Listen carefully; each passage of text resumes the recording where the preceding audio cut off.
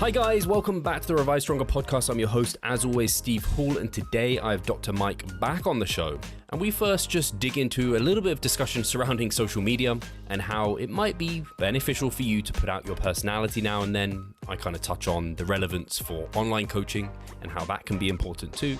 And then we dig into the Olympia. What were the results? Was anything controversial in Mike's mind? And what did he think of the event itself? And what was his personal experience? He touches on some of the experience he got being kind of semi-famous and lots of people coming up to him and how he liked that and just a discussion surrounding that in general. And then we talk a little bit about kind of different ways of training. We talk a bit about Phil Heath, Jay Cutler, kind of Ronnie Coleman, all of this, and different mentalities. I have a question for Mike that's kind of a philosophical one, which then he flipped on the head, and it was a really great discussion surrounding kind of the differences in mentality between enhanced and natural bodybuilders, and if there's anything there, or if it's kind of more of an individual basis just in general. So a really great chat as always with Mike, so enjoy 2 hours of lots of fun. And as a reminder, at Revive Stronger, we are an online coaching company, so that's how we make our living. We work with people one-on-one, online, helping them gain muscle, lose fat, maybe take towards the bodybuilding stage, or even just for a photo shoot, or just to feel better and feel healthier. And this is very personal. That's something we really pride ourselves in through the way that we coach. It's very easy to communicate with us, to ask questions, and we encourage that too. So you can leave coaching when you do at some point. We don't expect you to hang around forever, and know exactly how to continue to get results. This is important to us to have that education side to it too. We mostly coach either coaches, people who want to get into coaching, or competitors, or people who take this very seriously. So if you're listening to the podcast, you're probably someone who might be interested in online coaching with us because of the type of person that we end up coaching. So if you want to learn more about that, definitely check it out. It's always linked in the description or in the bio, wherever all the links are held. But without further ado, let's get into the chat with Mike. Hi guys, welcome back to the Revive Stronger podcast. I'm your host, as always, Steve Hall, and today I have Dr. Mike Israetel back on the show. It feels like a while ago since we spoke, but it was actually only a couple of months ago. It just feels like lots of things have happened. I don't know if that's just me. Time is flying. It's almost the end of 2023, and it's wild. The Olympia just happened and it's gone, and yeah, you know, I don't know if you feel like that, like this year or the years, when you get older, the years just go quicker, it feels like. So I believe there's actually research to confirm that due to neurological reasons, your perception of time basically constrains as you get older. So that when you're a kid, it actually feels like every time period in objective time feels longer than when you're an adult, for not some kind of like, oh, it's like a cultural thing. It's actually like neurochemical, I think. That's been what I have heard, and from very good sources too. So I think that actually is a thing. So maybe good for all of us grown-ups to kind of well, I'll put it this way. I'll take a really nasty take on it. If your life isn't going well, good news. It's going to be over sooner. If your life, the not good part is going to be over sooner. If you're having a good time, however, I think as an adult, maybe it does pay off a little bit to kind of be a little bit more conscious and aware and really try to enjoy the moments. I don't know if we spoke about it, but you were on Chris Williamson's podcast, Modern Wisdom, which I don't know why, because he's a similar age, and like it's just, I find his interviewing technique good, and actually I listen to it to almost learn like how to be a better interviewer, because I think he does a good job. Although I'm a little bit different to him, I just, like, everyone's a little bit different. But yeah, I think that's partly why too, I listen to his podcast. I'm like, damn, like there's just so many things to be aware of, and time's passing by, and you don't want to miss out on things. So sure, it's interesting to know there's actually more to it than just like you just think it's passing. Like that's what people say, but actually there's some neurological components to it. Yep. I recommend the podcast that Mike and Chris did because, well, as ever, like a bag of laughs, but also it was a very interesting podcast too. I had a lot of fun on it. A lot of people were upset I didn't talk about sports science, but I was like, wait, we have this whole other channel. And also I'm on Revive Stronger all the time, talking essentially only about sports science. So it is kind of trippy that, I guess, reading the comments is always a bad idea because, again, like I always say, half the people in the comments are amazing. Half the people are just mentally unwell. And so if you over index on that, you end up being like, oh, like I did a bad job or something. But it was kind of interesting. I didn't think I was going to get that kind of feedback. But some of it was quite valid. One guy was like, hey, I thought you would use Chris's huge platform in order to bring more attention to the sports science side of what you do. And I didn't respond to him literally, but my response in my head was like, I don't know, like we're going at a pretty good pace on YouTube. I don't think it's really necessary. And also I think there is something to be said for not overly pigeonholing yourself. And obviously because I don't make my money from talking about philosophy, I make it from doing sports science. There is something to be seen as a slightly more complete human being. I think that this especially happens with Instagram, I notice. If I post some kind of joke or something, or some funny, like, my Instagram, I'll see something funny, I'll clip a picture and almost no caption or something. It'll just be like, haha. People's jokes in there, when they get in the comments, they're like so exercise related. And I think it's totally understandable because they see me as the exercise person or one of them in their life. But the thing is that like most of what I talk about and think about day to day has nothing to do with sports or exercise. And so I think sometimes it's easy to think like, oh, Steve Hall, he's that guy who does the bodybuilding thing. But like you got a lot more going on than just bodybuilding. And sometimes it's cool to show that side of yourself to, be like, oh, like, let's talk about anime or something. And they're like, oh, anime? Like, yeah, I sure do. And they're like, oh, you're like a regular person, but you're also, this is your career. Like if you sit down on a plane and you find out the person sitting next to you is fun to chat to and they're a lawyer, you wouldn't necessarily be like, all right, so I got like 50 law questions, or what's it like to be a lawyer? You might be like, oh, that's cool. So what do you think of San Francisco? Like you're going there and then you just talk about San Francisco and travel and food and, we wouldn't talk about law stuff. But in social media, it's quite easy for someone to be sort of pinged accurately, I would say, as like, this is the person for that. Like if I sat down next to Andrew Huberman, I'd be like, tell me about the nervous system and hormones and all that shit that you talk about. That I might not necessarily be like, was it tough to come up and eventually become a Stanford professor? I'd be like, oh yeah, like he knows about that too. Like, what are your hobbies? He could have a hobby that no one knows about. He could be playing Jenga all the time and be really good at Jenga. You have no idea. So it's kind of cool sometimes to show a side of yourself that isn't directly related to the very field that you do. Some people kind of over-index on that, and they end up, their social media just ends up being like here's me talking about my hobbies and my dogs all the time, and people are like, what the fuck does this have to do with getting jacked? Now, if you run your social media like a normal human, there's nothing wrong with putting your whole life on there. If you run it a little bit for business purposes, then it's probably good to stay more to that professional side. But I think there's a benefit in showing like that you're a human being. Also, with the ascendancy of AI, illustrating your humanity could actually be marginally quite useful, because not just related to AI, but there's this phenomenon where consistently over time, curated, very, very well planned, artificial seeming content is giving way to organic content. And the Sam Sulek effect, for example, like, yes, apparently, so for the record, this isn't meant offensively at all. I don't think it's offensive. I absolutely have no idea what the appeal is. And I'm not saying that cynically, being like, there is no appeal. Like, I'm objectively wrong if I say that. Like 1 million people per month extra that he gets as subscribers that clearly disagree with me. It's like me saying, like, I don't see the appeal of Britney Spears. Like, dope, but she has $100 million a year residency in Vegas for a fucking reason. Like, you're wrong. She's objectively more popular. Get on the program. That being said, first of all, it doesn't matter if I don't see the appeal because I'm not his target demographic. But secondly, what it seems at least some of the appeal is, as far as I've talked to a few people to try to crack the code of why the fuck is this guy popular, is he's just like a straight up fucking normal dude who lifts weights and just talks to you like a human being through his camera. And there's so much curation. I mean, like Greg Doucette, very entertaining content, lots of followers, but there is no real Greg Doucette. First of all, I do believe he's a benign sociopath. It's just like it's all facades until there's nothing left. But also, like, he puts on a fake voice. That's not a real Greg Doucette. That's not a real human being. It's fun. It's great. And there's absolutely still room for essentially curated content. But I think there's a lot of space for showing your real self a little bit, maybe a lot of it.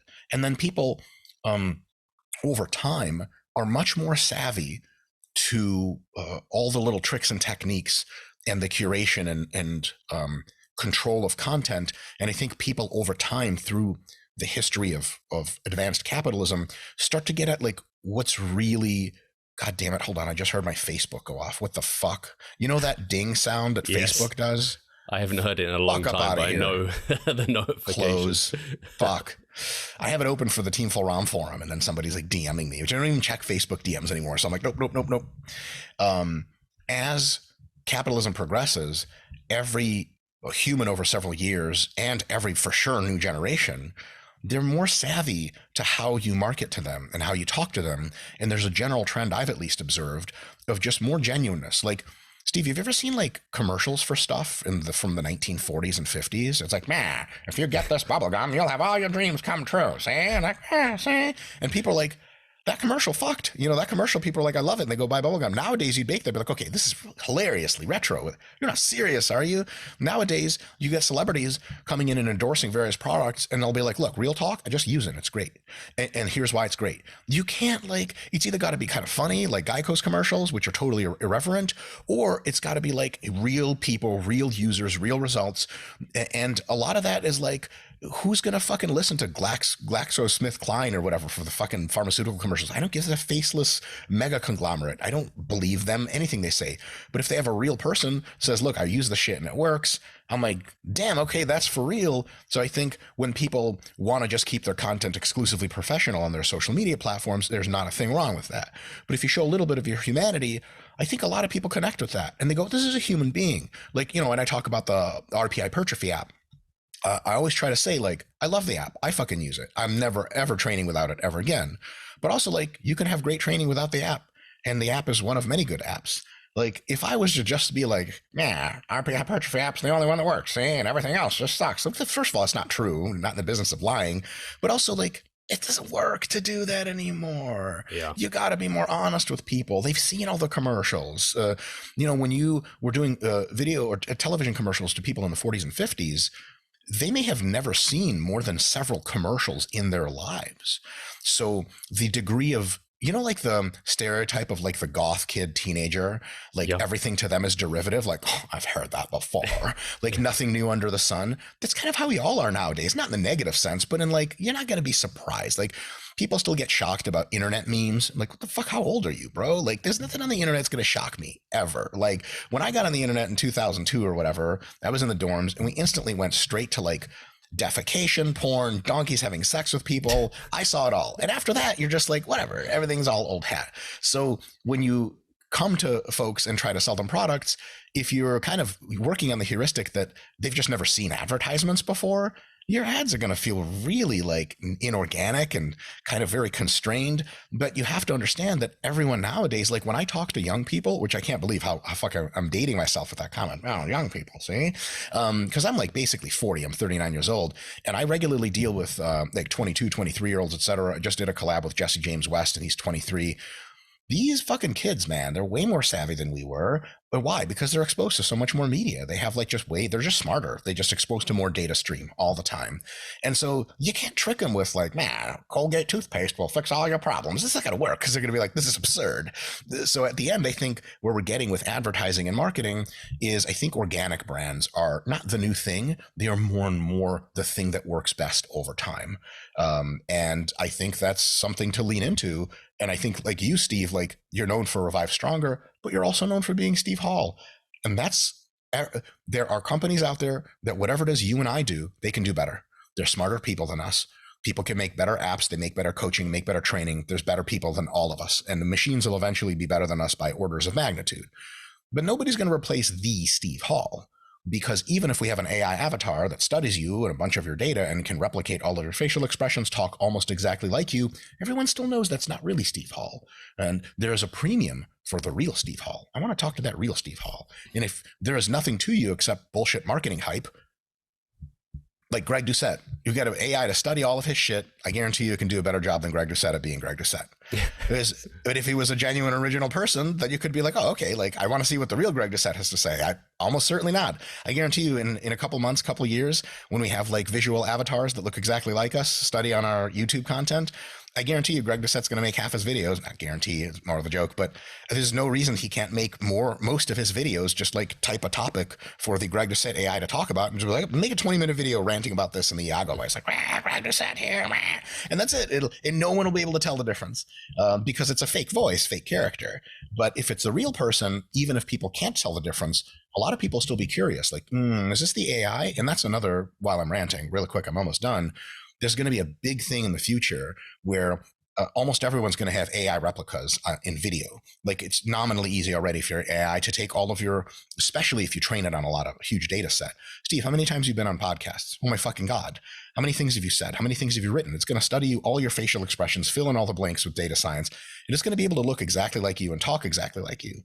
But as that happens, there's going to be more and more of a premium on people wondering and needing to know, is this AI or is this the real Steve Hall? And that, if there is no real Steve Hall, if you're just a marketing ploy, V-Shred. Steve, who's the real V-Shred? What the fuck does that even mean? There is no real V-Shred. He's a guy who reads a script. AI can for sure do his job 100%, which is great for him. He never needs to appear again and gets royalties.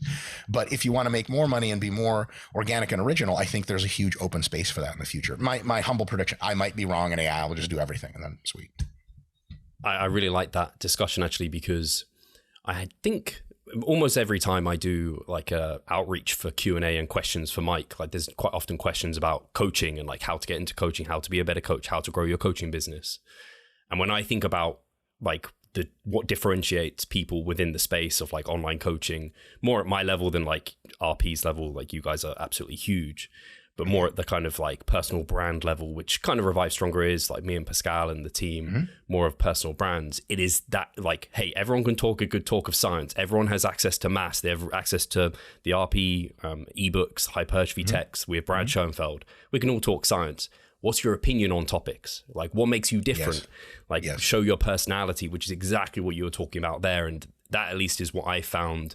Like, it's like you said, you put out a joke. If I put out something and I'm like, I barely put any effort into this, but it shows a bit of personality, normally that gets way more attention. It kind of endears people to you because like you said, it's like, hey, the person behind, I know you know science, but what else? Like they what get makes the information me like anywhere else. Yeah, absolutely.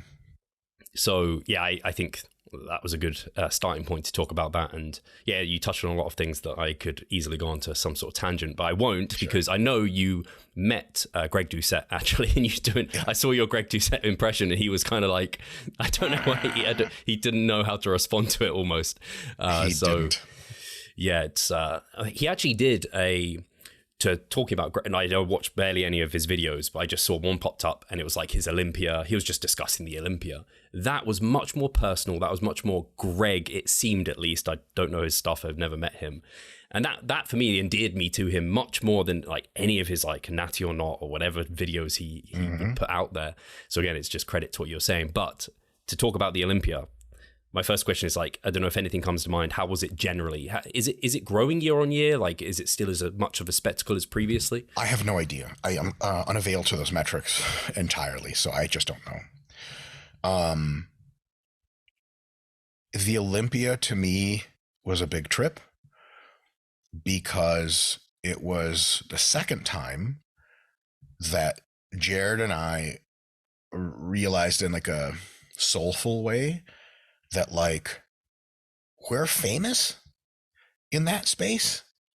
And that's a trip because there's a big difference between walking into a conference of 200 people and people being like, oh, it's Dr. Mike. Oh, someone comes up, shakes your hand. Cool. You go up, give a talk with people, have dinner afterwards. Sweet. Then in that same time when I was that level of famous, if I go to the Arnold, I'd mostly walk around, mostly anonymity. And every now and again, someone would be like, Dr. Mike? And I'd be like, yep, what's up? And we'd take a picture, shake hands, blah, blah, blah. At last year's Arnold, 2023 Arnold, we weren't ready for this. Because Jared and I walked in and we couldn't go anywhere because people would come up to us quicker than we could take steps. And that was like, it was the entire time. We were there for like 6 hours and there was a line and it was insane. And I was like, what the fuck? It was amazing. But I was like, oh, this is a real thing. And you can track it to how many followers we have on YouTube, right? So when we were at the Arnold this past year, we had something like high 300s maybe around 400K YouTube subscribers.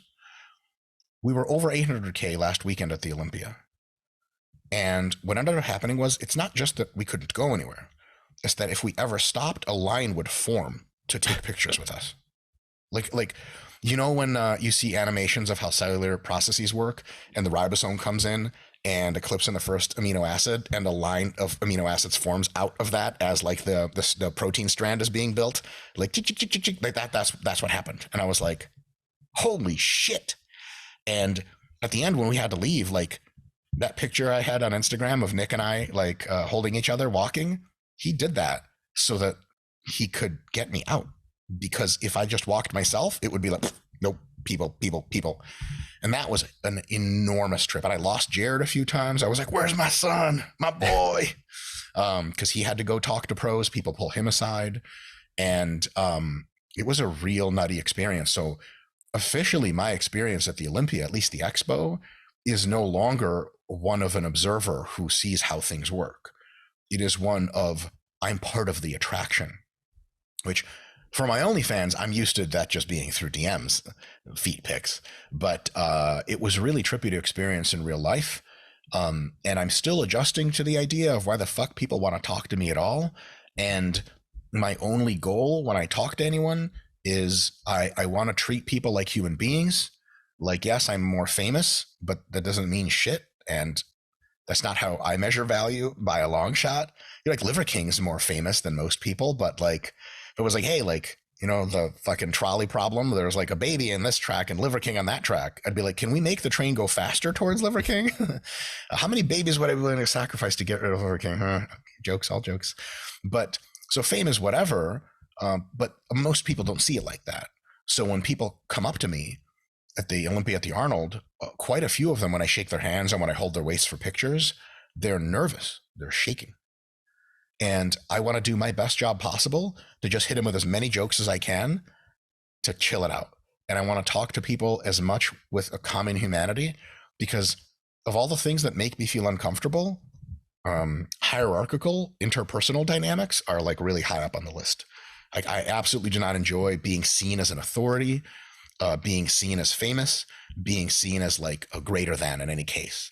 Like whenever I talk to any human being, I always see myself as just another person, and really not that great of a person either. I'm usually much more looking up to people than vice versa. And when that script is flipped and they're like, oh my God, Dr. Mike, and they don't have anything to say because they're choking up, I'm like, let me make this easy for you. The doctors, when they were doing my surgery to remove my foreskin, they mangled my penis such that I can't even pee straight. And they just start laughing. And I'm like, oh, get in here. Let's take a picture. And they're like, is that true? I'm like, I never can tell. Unless we go to the bathroom right now. And then maybe you can find out for a fee, of course. I don't just show my dick for free. But, you know, I just try to get the jokey with them. And because when there's tension, like anxiety, I'm just like, why? I know they're not having the best time because they're anxious. You could be having a better time if you were less anxious. So what can I do about it? I can't take the pressure off because I'm the reason they're anxious, but I can insert some jokes into the equation and kind of humanize the interaction. And a lot of times people will be like, Dr. Mike, and they'll start shaking my hand. And I'll be like, what's your name? Like, you have a name too. You already know my name. I don't know yours. Now, I forget people. I'm like a fucking canary. I forget people's names instantly. I forget people's faces instantly, but I want to know your name because I want to be on equal footing. And I ask people questions about how their training is going. Talk to me. Come talk to me like a real person, you know? So that's kind of my goal. So most of my efforts at the Olympia are just like making sure I'm representing, making sure everyone's having a good time. Now, I do have an exception to that rule. If you think my humor is awkward and offensive, you're going to have a bad time. And, well, you probably just wouldn't come up to me if you thought that was the case. So I think, you know, every 10 people, one person gets a little weirded out. It's the cost of doing business. Yeah. Now, I'm never intending to do that. And if I notice it weirds you out, I'll for sure cool it. I'll be like, hey, okay, yeah, do you want to take a picture? Blah, blah, blah. And then, you know, see you later. But that's my entire perception of the Olympia. I did, however, we managed to get some tickets to the prejudging and the night show.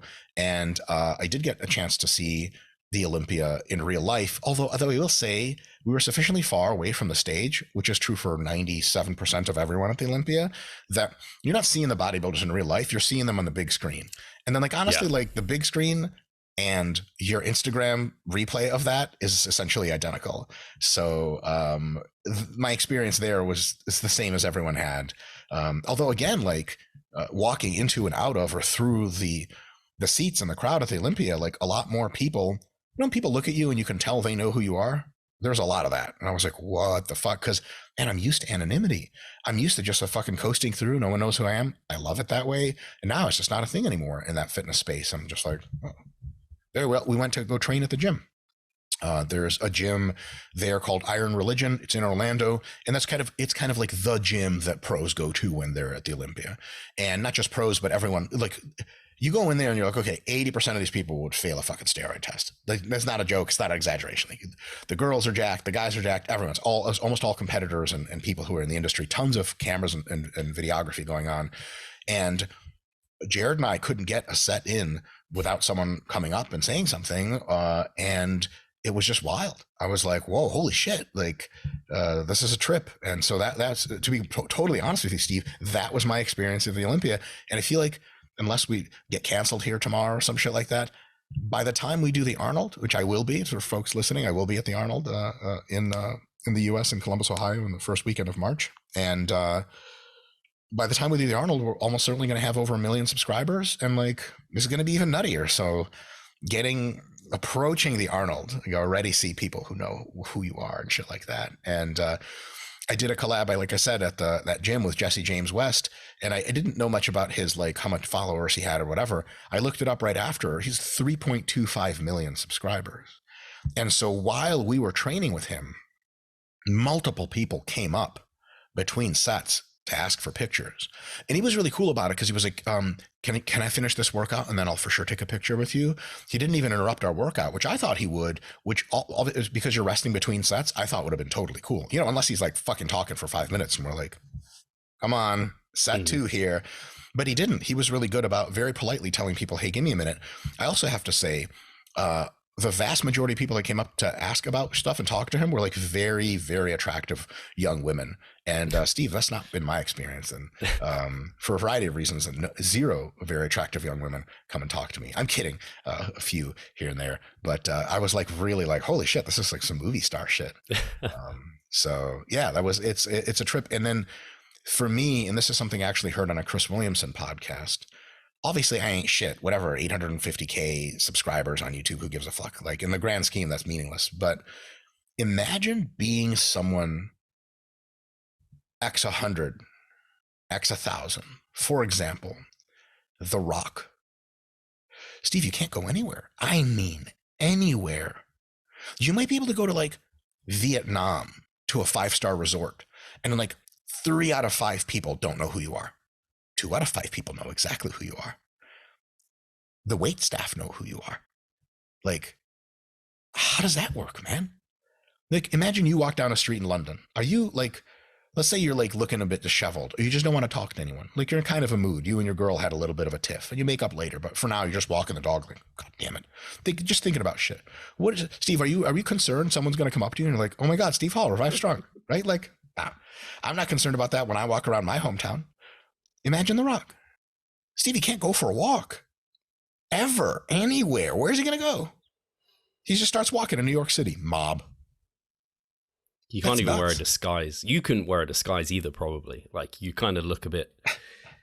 You probably could wear a disguise somehow, but like, I could wear a disguise, I look very normal, like, compared to you guys. Yes. If you did the fucking like Mr. Robot look where you had just a hoodie, like, yeah, like whatever. So some like white dude in a hoodie, there's a million of you.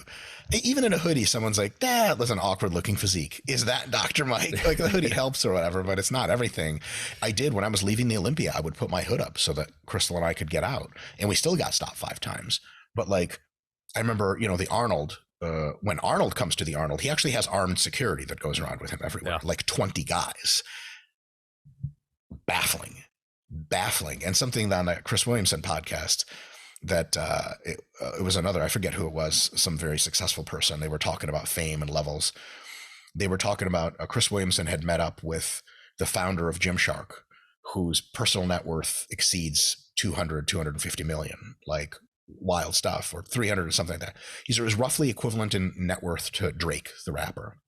And they're like, because this guy is not a front-facing personality, Chris met him at Nando's in London, and like the guy had a personal assistant there, and it was just him. He was sitting at a table. Nobody came up to him. Nobody knew who he was. It was just worth $300 million fucking dollars, just sitting there.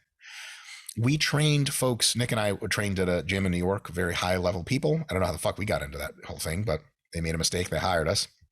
And there were a few people that trained at the gym that were known billionaires.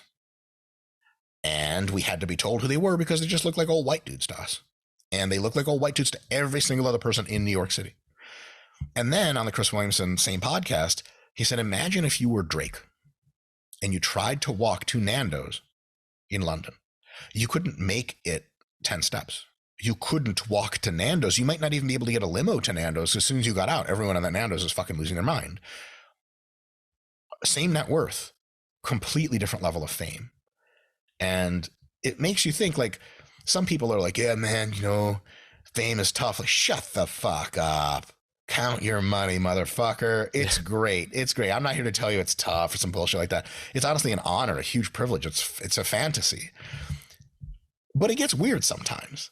And if it gets weird at my level, it must get really weird at, you know, like The Rock's level or some shit, or Drake, where you really aren't, your life doesn't work like a regular person's life anymore. You might want it to, but it's not. So maybe those guys, when they get older and less relevant, maybe they actually enjoy that in some cases. Like older, like Tom Selleck was the man in the 80s. There's no way Tom Selleck would anywhere in 1986 not have a trillion people talk to him. But in 2010 or whatever, 2015, Tom Selleck's just like an old dude with a mustache. And a lot of people in just a regular city, especially younger folks, we don't know who he is. He might be walking around New York right now being like, all right, I finally get to walk around New York City. This is amazing. Something I couldn't do for 30 years. It's a trip, right? Yeah, it's actually funny you mentioned me walking down here. It actually happened to me on the weekend. Someone picked me out. I was in John Lewis, and he just came, it's like a department store. He just came up to me and was like, you're Steve Hall, right? I was like, yeah. It like happens to me so irregularly. Like it's like, and I imagine you deal with it better than, like, if I was at, like, I can't even imagine being at your level, because I just get, like, I'm not as socially comfortable and extroverted. I'm more introverted, and I get embarrassed very easily in those sort of scenarios. I'd be the person coming up for a photo with you and being like, holy shit, this is Mike. I hope my hand isn't too sweaty. So yeah, I imagine there's a sweet spot for fame, but I imagine it's also individual dependent. And totally. I think you're probably someone who can deal with it better than many. I love it. There's not, unless it becomes physically inconvenient, like I have to go do a workout, but there's people in front of me and I can't be mean to them and just walk around them. I have to say hello to everyone. Up until that point, I got all the time in the world for that shit, man. I love talking to people. As you know, my conversational stream is essentially endless. I don't really get tired, because some people, like, when I was told, this is funny, people might appreciate this. I was told, I don't know how true this is, but it seems relatively something to it. It could be an old wives' tale, but I believe there's something to it.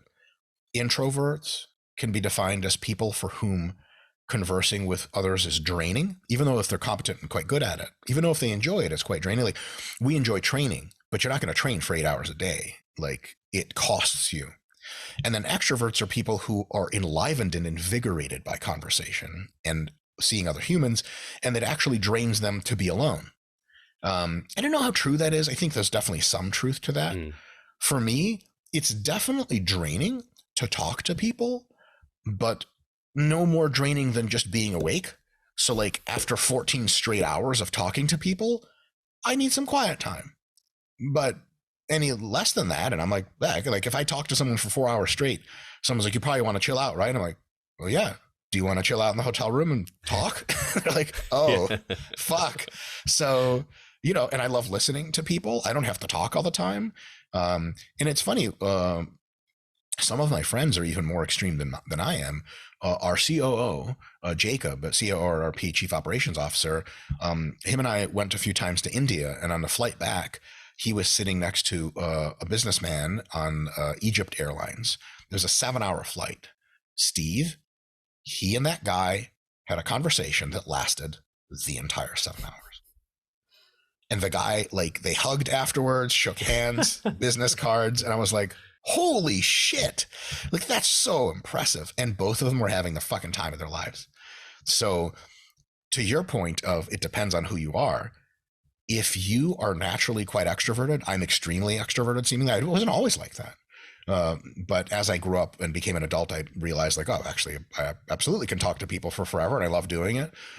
If someone like spots me at the store and they're like, Dr. Mike, I'm never like, oh, fuck. I'm like, oh, hey, what's up? You know, like, great. If that's your disposition, whenever you get more famous, you're going to have a good time with it generally. On the other hand, it's not always the case. And some people didn't get famous because they're good at talking. Imagine famous actors. Some people are unbelievable actors, but they're not gab machines like I am. Some musicians, business people. I don't know how much Bill Gates likes to talk to people. I mean, he's a computer programmer at the beginning. He can't really go anywhere without a lot of people being like, Bill Gates. That might be tough. So some people get into getting a lot of fame and they're not extroverted. Like, it makes sense, like podcast hosts and stuff, like Huberman, Rogan. Like, of course they like to fucking talk. That's what they do for a living, and they're really good at it. And it's always seamless. Like, you can tell when someone just like, yeah, that's what they do. But some people, they get quite famous and that drains them. And for them, it's really comes down to management. And I think because it drains me to some extent, and it also, like, my wife has much less bandwidth for it. She really likes her privacy, because for her, and she was one of the people that introduced me to this idea of what introversion versus extroversion is she's like, I can hang with people, but for me, my point of which I can't do it anymore is way earlier than it is for you. And so I have to balance that. And so for folks that have a certain bandwidth above which they're like, I can't interact with people anymore, they got to construct their plans and their life as they gain fame, etc., in a little bit more of a careful situation. You know, like, okay, maybe it used to be that we took vacations where we walk around the city and stuff like that. You know, I don't know, go to Barcelona and just fucking walk around. But if you're like Ashton Kutcher, and maybe let's pretend he's an introvert, you don't just go to Barcelona to walk around. You'll just be talking to fans the entire fucking time. That's just not a vacation you can take anymore. And so what can you do? Like, well, you go to a super elite resort for rich people where all the staff is briefed, like, everyone here is famous. Don't you fucking dare ask for an autograph or talk to them about who the fuck they are. You're just out, you know? And then that's kind of how you ever like, see like People magazine or some shit, and it's like they take people, rich people on vacation photos, but it's like a 50 times zoom lens, and it's rich people on their yacht. And it's like, do they think they're better than us? Why are they on their yacht? Like, no. Many of them, I'm sure, think they're better, but many don't. They just can't be at a regular hotel with other people, because then they are the attraction. But they're trying to go on vacation, which means they don't want to be the center of attention, maybe. And then, yeah, like literally the yacht has water around it, and that's the thing keeping them away from everyone else. Huge, like, you can say it, you can believe it, you can understand it intellectually, but for me, at a very tiny, pathetic level from YouTube fame, it's been happening more and more, and I'm like, oh wow, this is a thing. Like, you're also potentially always being watched. Like, okay, real talk, this is disgusting, but like, fuck it, I'll say it. This is stupid. I'll regret saying this. When I was a young child, I was taught not to pick my nose, like everyone else, and mostly I don't, Steve. But you know, every now and again, man, like you're on a flight and you got one of these like hard boogies and you can't breathe, and you got a napkin there, but you can't stuff the napkin on, and you blow it, but nothing happens. Like, bro, real talk, I'm getting in there. I'll wash my hands after, but I'm gonna fucking pick my nose. I don't give a fuck. Usually, like, it's just some lady looking at you pick your nose, and she's like, ugh, and you're like, man, sorry, and you go wash your hands, and it's all well. But like, if you're famous, there could be a video of you picking your nose on the internet in the next second. Or someone could tell 50 of their friends, like, dude, I saw The Rock picking his fucking nose. Isn't that gross? And all of a sudden you're like, wait a minute. Every time I'm out in public, I don't have privacy in the truest sense of the word. Because people say like, oh, you're at home, it's privacy. Even when you're in the store, the department store, technically you're in public. Like, technically, but nobody knows you. There's an anonymity to crowds. Like, you just disappear. You can't anymore. And that's a trip. Like, that's a fucking trip. Oh God, these stories. Steve, you're going to get me fucking canceled. I'm going to get myself canceled. You're not asking for any of this.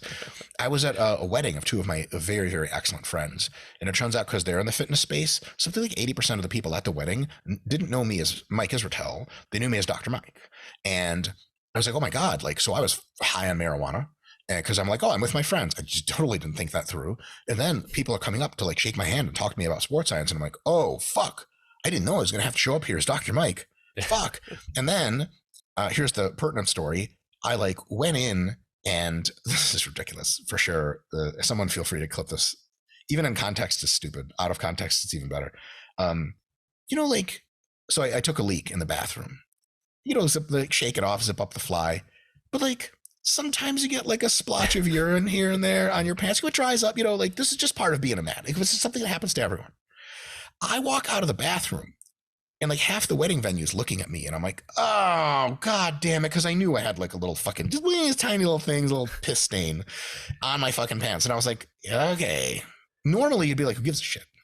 But now I'm like, oh my God, like these people are like Dr. Mike pissed his pants, which I pee my pants regularly. It's cathartic. But it was one of these things where like every little thing about you got in public. Real quick, last thing, Chris Williamson, I forgot fucking who the podcaster he was on. It was some famous guy. And he's like, one thing he said was, so this guy who Chris Williamson had on is like ascending in fame. I don't know what he does, some kind of tech business guy. And he had an opportunity to meet some people in the royal family of Her Majesty's United Kingdom. And as my dad always tells British people when he's on vacation, when he finds out they're British, he goes, rule Britannia. And they're like, oh yeah, we're not supposed to say that anymore. He's like, fuck it. I love it. So in any case, this guy had an opportunity to meet people in the royal family. And this guy is already like, whatever, I don't know, 10 million YouTube subs or whatever this guy is, like famous, right? But there's levels to this. And he told Chris Williamson something fucking insane. He was like, everyone around me knows that like, they don't send me screenshots of people talking shit about me. They don't send me opinion pieces about me because it's cluttered. I don't want it. And all of my friends know this because they never do it, which is, I think, a really excellent policy, He's like, that being the case, those very same people, and he's like, I don't blame them for it. Everyone in my life, when I met, I think he meant like, I don't want to misquote, but like the princess or the prince or something, one of the princes. In the US, some of us know the royal family well, some of us just know they exist. He met one of the princes, I think, prince and princess, and he's like, everybody I knew, bar a few people, asked the same question. What were they like in real life? And he's like, it hit me then that when you're a regular person and you meet someone, they judge you, you judge them, and that's it. When you're a regular person, so when you're a famous person, sufficiently famous, and you meet someone, that interaction that you have, they're going to tell every single fucking person they know about how it went. They're going to tell you general impressions. So if you're Prince Charles, is that a thing? Is that a human being? Yes. Is that, okay. And Harry and William. Prince Harry. I only know one Harry, and it's Harry Potter. But so Prince Harry, right? Let's say you're Prince Harry, and you talk to someone because they're at some dinner and there's some business person, blah, blah, blah. Like whatever, the royal family shit. Let's say you're fucking feeling yourself. They tell all their friends you're the fucking man. Let's say it's another night, different person, some guy from Dubai. And like the last thing you saw before you came to dinner was like whoever your girl is or your friends, like one of your friends like sends you a DM. He's like, hey man, I've been going through a lot and I realized like our friendship isn't sustainable. This is a guy you knew for 8 years and loved. And he's like, I'm just going to see myself out of your life.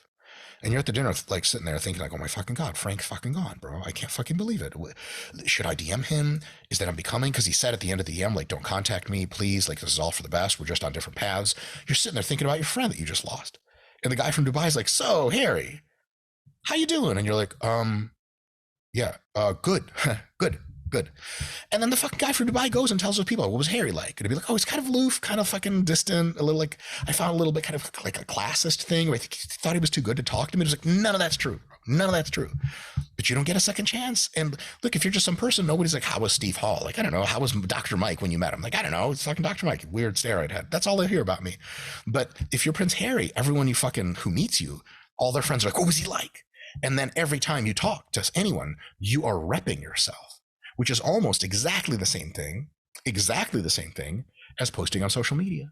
Because when people are surprised when they post themselves on social media, they get the comments and the criticisms. But that's because you're on social media. Usually in private life, that effect isn't real. But for famous people, it is real. And I tell you what, there's a bunch of people for whom social media is really disruptive psychologically in their own lives, because all of a sudden they get feedback from people they would have never talked to. I guarantee you, for super famous people, social media was like, oh, this is like, I'm used to this. As a matter of fact, I can curate my content. Holy shit, this is even easier. I guarantee you The Rock never had a time where he was like, oh man, Instagram comments really have me down. I guarantee you that didn't fucking happen, because he's been doing that with real life. Famous people have been living in social media their entire lives. Like People magazine, that's technically print social media. They've been in it a bunch. They know how it is. They've seen people talk shit about them. There's people on talk shows that talk shit about them. Like, oh, you see The Rock in his last movie? What a disaster. Like, oh my God. But like, it's a trippy thing when like if you're new to that kind of fame, you have to realize like, oh wow, like I'm kind of watched all the time. Anytime I talk to someone, there's a chance they know who I am, and there's a chance they tell other people about it. So if you care about managing a reputation, it's a trip. Lots of thoughts, and for some reason the stupid thoughts I have are I only have stupid thoughts. Picking the nose. Sure, I just always do the like, hand over the nose. They don't know what's going on up there. You can hide that. And then the other that's good spycraft. I'm like, if I pee on myself, it's because I'm washing my hands. The sink, it splashes everywhere. Like it's just water. Like yes, that's but why no one knows. I assume people know. Yeah, who knows what they know, man? I assume you pissed your pants. I don't know that. But yeah, that must be weird. Like, yeah, there's surveillance looking at you, but no, there's people like looking at you and digesting and taking it in. And yeah, you're representing yourself, but also in some way Renaissance periodization as well. So you have to be aware of all of that and kind of be on always like thinking that too. Yes. But I think it's helped because you talk about literally what you just talked about. You humanize yourself. You don't make out as if you're this perfect individual and you have this facade about you. Could you imagine that uphill battle? Like, exactly. You're so perfect. Why does your head look like that? I'm like, oh God, you're right. I am ugly. And revise that. When people see you do like normal human things, like you said, everyone does these things, right? Just people don't publicly talk about them very often. They try and be discreet about it. Like the whole like women don't fart or whatever, Yeah, like, what the yeah, fuck? they do. Yeah, they do. You live with a woman, you're like, oh shit, that's right. Biology's still a thing. Yeah. There you go. So, but I think because you talk about these sort of things, like when people like it helps you in then those situations where it happens. It's like, like maybe this or whatever. Yep. Whereas some people try and like curate this perfect, like, hey, this is me, I'm this person. That's tough. And then in real life, they're completely different. Yeah, one of the things I get feedback very, very often when people meet me in real life, and even on the internet after they've met me in real life, because sometimes in the comment section they'll be like, I met Dr. Mike and here's what he's like. People are sometimes shocked. They're like, oh, you're the same person as you are on YouTube. I'm like, what do you mean? Like, I neither have the intellectual ability nor the acting ability, nor the patience to pretend I'm somebody else. Like, also, it's so much cognitive overhead putting on an act. Like, I tried this shit when I was in high school, like when I had no identity and I was a pathetic piece of shit. You try to act tougher than you are, act cooler than you are. You're not vulnerable ever. And my biggest recommendation to anyone who struggles with like putting on a face is stop putting on a face. Now, obviously, the shit I say to my friends in real life that I don't say in the real world and I don't say in podcasts, like straight up, like, the degree of politically insensitive humor that my friends and I share is exactly as insane as you can or cannot imagine. No one is safe. No, like, I have a text thread with a bunch of my friends, and we literally like every single race you could imagine is represented in my friend group. And like the amount of anti-Semitic jokes is like maximum. Like, and of course I'm dishing them out as well as taking them.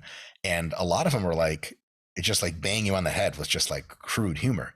I don't typically do that out in the world because I don't want to offend anybody. I don't want to make anyone feel uncomfortable. And some stuff you can't say in public because you get canceled for it. Like still, YouTube has a term of service, so I can't exactly say everything that's on my mind.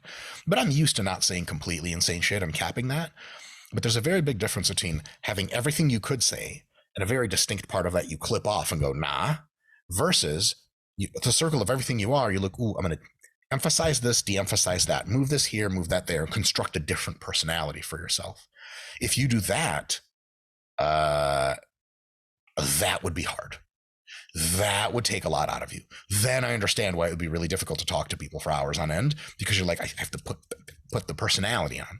So I have a joke with my wife and a few friends, like, time to be Dr. Mike. But the reality is that it just means don't say crazy racist humor.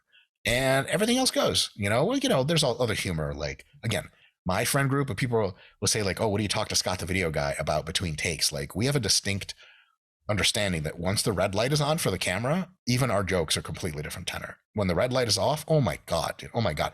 It would like 5 minutes of you hearing how Scott and I talk behind the scenes would get us canceled permanently off every platform. And again, it's all jokes. It's all meant well. Like, you know, like I'm a fucking classical liberal. Everyone's entitled to all the rights, blah, blah, blah. I speak about that till I'm blue in the face at a highly intellectual level, as a matter of fact. So I have no compunction about if someone actually accused me of hatred, which recently, I'll talk about that later at some point. Recently, I was accused formally of being misogynistic, racist, homophobic, etc. To me, this isn't even like, it didn't even irritate me because I'm like, well, I know those things are not true for a fact. So it's like, whatever. If someone could accuse me of being a magician, I'd be like, I wish. I don't know any magic. So outside of like that part of it, if you're basically yourself in how you present to social media, how you present in the real world, how you present to your family and friends, it's much easier to do. It's much more psychologically sustainable, and it's honestly a better time, and it's so low stress. So when people say like, oh, I met you in real life and you're still Dr. Mike, because people are like, oh, I wonder what he's like. And then they get to me and I'm like, joke, zany humor, self-effacing humor. And they're like, holy shit, this is you? And I'm like, well, yeah, no shit. What did you think? And a lot of feedback that I got from people is they're like, some people are just really, really different in person versus online. And I'm like, I do not envy those people. Maybe it's a cool way to go, but I mean, Steve, that's tough, right? You think that's really tough? I actually have, sometimes I have trouble hanging out with my parents because they expect me to act like a very well-cultured Russian boy. And that means like, I can't make dick jokes to my parents because it's considered like a different, like we have basically like an age caste system in Russia. There's a whole different conjugation. Like, if you talk to an older person, they have this in Spanish language too. It's like if you're speaking in Japanese, there's a whole different way of addressing people in Korean that are above you. All older people, all people of status, you literally speak to them differently. And that's like, it's cool culture, it's sweet, but fuck man, that ain't me, you know? Cause like I said earlier, I just generally assume everyone's on the same page. And so if I have to like talk to you like you're above or beneath or whatever, I'm like, what the fuck are we doing? And I get in trouble with my parents all the time because like, you can't make dick jokes at dinner. And I'm like, because if I can't make dick jokes, what the fuck am I supposed to do, man? Every other joke that comes to mind, I'm like, I can't say it. So my parents would be like, oh, Misha, you're being very quiet. And I'm like, that's because everything I want to say, I can't say, God damn it. You know what I mean? Like if I was met, you know, RIP, if I met the Queen of England, they'd be like, oh, what did you talk about? Like, what am I going to say to the Queen, man? I'm going to be like, ma'am, hello? And like, she'd be like, what's on your mind, Mike? I'd be like, you don't want to know. You know? She might love it. She probably is very used to being spoken in a very like hierarchical formal way, manner. I imagine. Yeah. She's like, cut me the real deal. I'm like, you want to get in the back and get it popping? She's like, hell yeah, I never thought you'd say that. And then that's it. Your boy's king, baby. King for a few minutes anyway. A few seconds in my case. To flip the script a little bit, I don't know if there's how much you want to talk about it. Was there any, for the Olympia weekend specifically, was there any surprises in terms of placings or anything that you had differently to what you saw there? Good question. I want to say something general about bodybuilding shows in real life. Pictures sometimes tell a different story than real life. Mostly they don't, but sometimes they do. And Steve, I've been to a lot of bodybuilding shows, and you have too. In real life, it is so fucking clear who's going to win 99 times out of 100. In real life, there's almost never controversy. And you get this kind of consensus among people who know, even if they're not vocal because it's not polite to be vocal. Everyone's kind of like, yeah. So almost everyone I talk to that I consider a pretty decent judge of basic bodybuilding judging, and I'm not even that good. Like, I don't know judging all that well. As soon as Derek Lunsford turned around and flexed his glutes, we were like, that's new Mr. Olympia. And not just because he did it, but because Hottie was a little bit soft from behind. Lower back, glutes a little soft. And by a little soft, I mean, it was still striated as shit, but there's levels to this. Derek was completely crispy. Hottie was a little soft. You do not win the Mr. Olympia if you're a little soft. Period. And so all the controversy about Derek versus Hottie, for example, comes from, I think, two places. One is just a lack of familiarity with how they judge bodybuilding shows, especially the kind of cultural context of judging bodybuilding shows. Shows are run from the back. People, for example, many people were talking about Hottie's conditioning from the front. And from the front, he's the best conditioned guy in the show, hands down. But and I don't want to put too fine a point on this, but you and I both know it's true. Nobody gives a shit how you look from the front. For the magazines, for the Instagram, for aesthetics, it's great. I have a baller fucking, if I say so myself, I have an amazing most muscular. I think my most muscular is my best pose. But I'm not doing so well at shows because when I turn around, I got fucking love handles and my glutes aren't in, and then I take fifth. Yeah, that's not controversial. So a lot of people who disagree with the placings of Hadi versus Derek, for example, with total due respect, I don't mean this offensively at all. They're just not queued up on modern bodybuilding judging. And there's not a damn thing wrong with that. And you can even accurately say, dude, modern bodybuilding judging is fucking weird and wrong. And I would even agree with you. Like, yeah, why are we just judging the glutes? But at the end of the day, lower back, glutes, and hams is really kind of all the judges look at, quote unquote, to figure out who's conditioned and who's not. It's the tiebreaker. If you have the fucking crispiest upper body, crispiest legs from the front, look amazing from the side, you turn around from the rear and there's water, there's fat there, the guy who's leaner from the back, he's going to be winning. That's just it in almost every case. So one big fraction of why there's so much controversy is, again, I don't mean this derisively. Many people just don't know what bodybuilding judging is.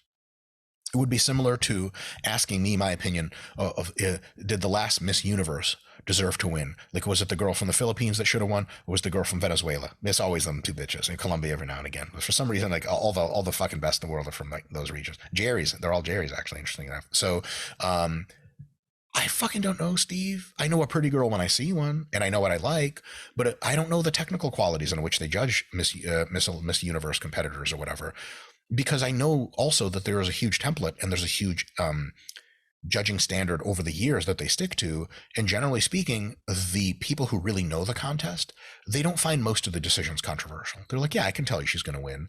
I remember one time going to a bikini show very early in my coaching career, and Dr. James Hoffman and I were sitting in the audience, and we picked who we thought was going to win. And we were just picking the girls that like would bang out of 10, you know what I mean? Which is really kind of all of them, but like, you know, we have our standards, like, you know, like, damn, that bitch got some fucking fatty hips, she's in my list. And then like all the girls we picked were just didn't place. And all the champions were like the girls that did the weird booty pop, you know, like bikini posing in real life is real strange if you look at it from the side, because they're like ass is 3 feet behind their head, and you're like, what the fuck? Like on Instagram head on, it looks normal, but if you look at it from the side even a little bit, you're like, she's doing like a good morning on stage. What is this? And the physiques are really strange, big fake titties, everyone kind of looks the same, super fake smiles and puffy lips.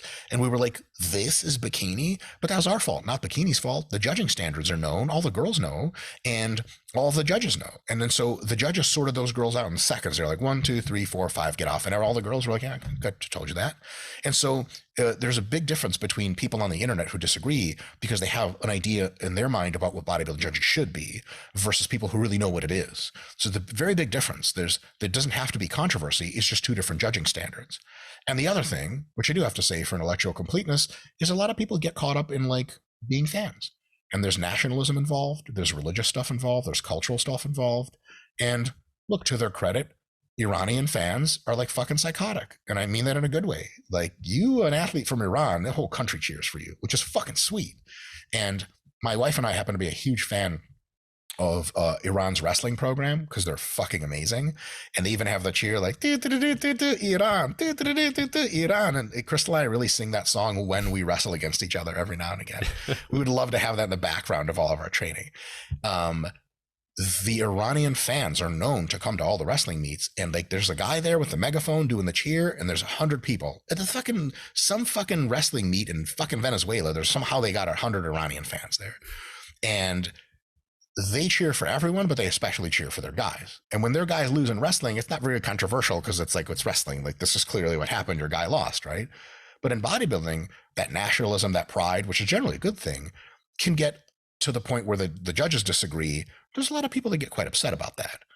And almost all Iranian fans are just dope fucking people, and they're fucking great. But there's a small subsection of every group's fans that are insane. And that's how Derek got his Instagram banned twice in the same day. They reported him for like hate crimes or some shit. And Instagram was finally, like, the corporation Meta was like, you're good, this is insane. And they cleared his account. But like, people got butthurt like crazy. And almost everyone that got butthurt like crazy, they got butthurt just because the hottie was their boy. That's your guy. And there's nothing fucking wrong with that. You got to cheer for your guy.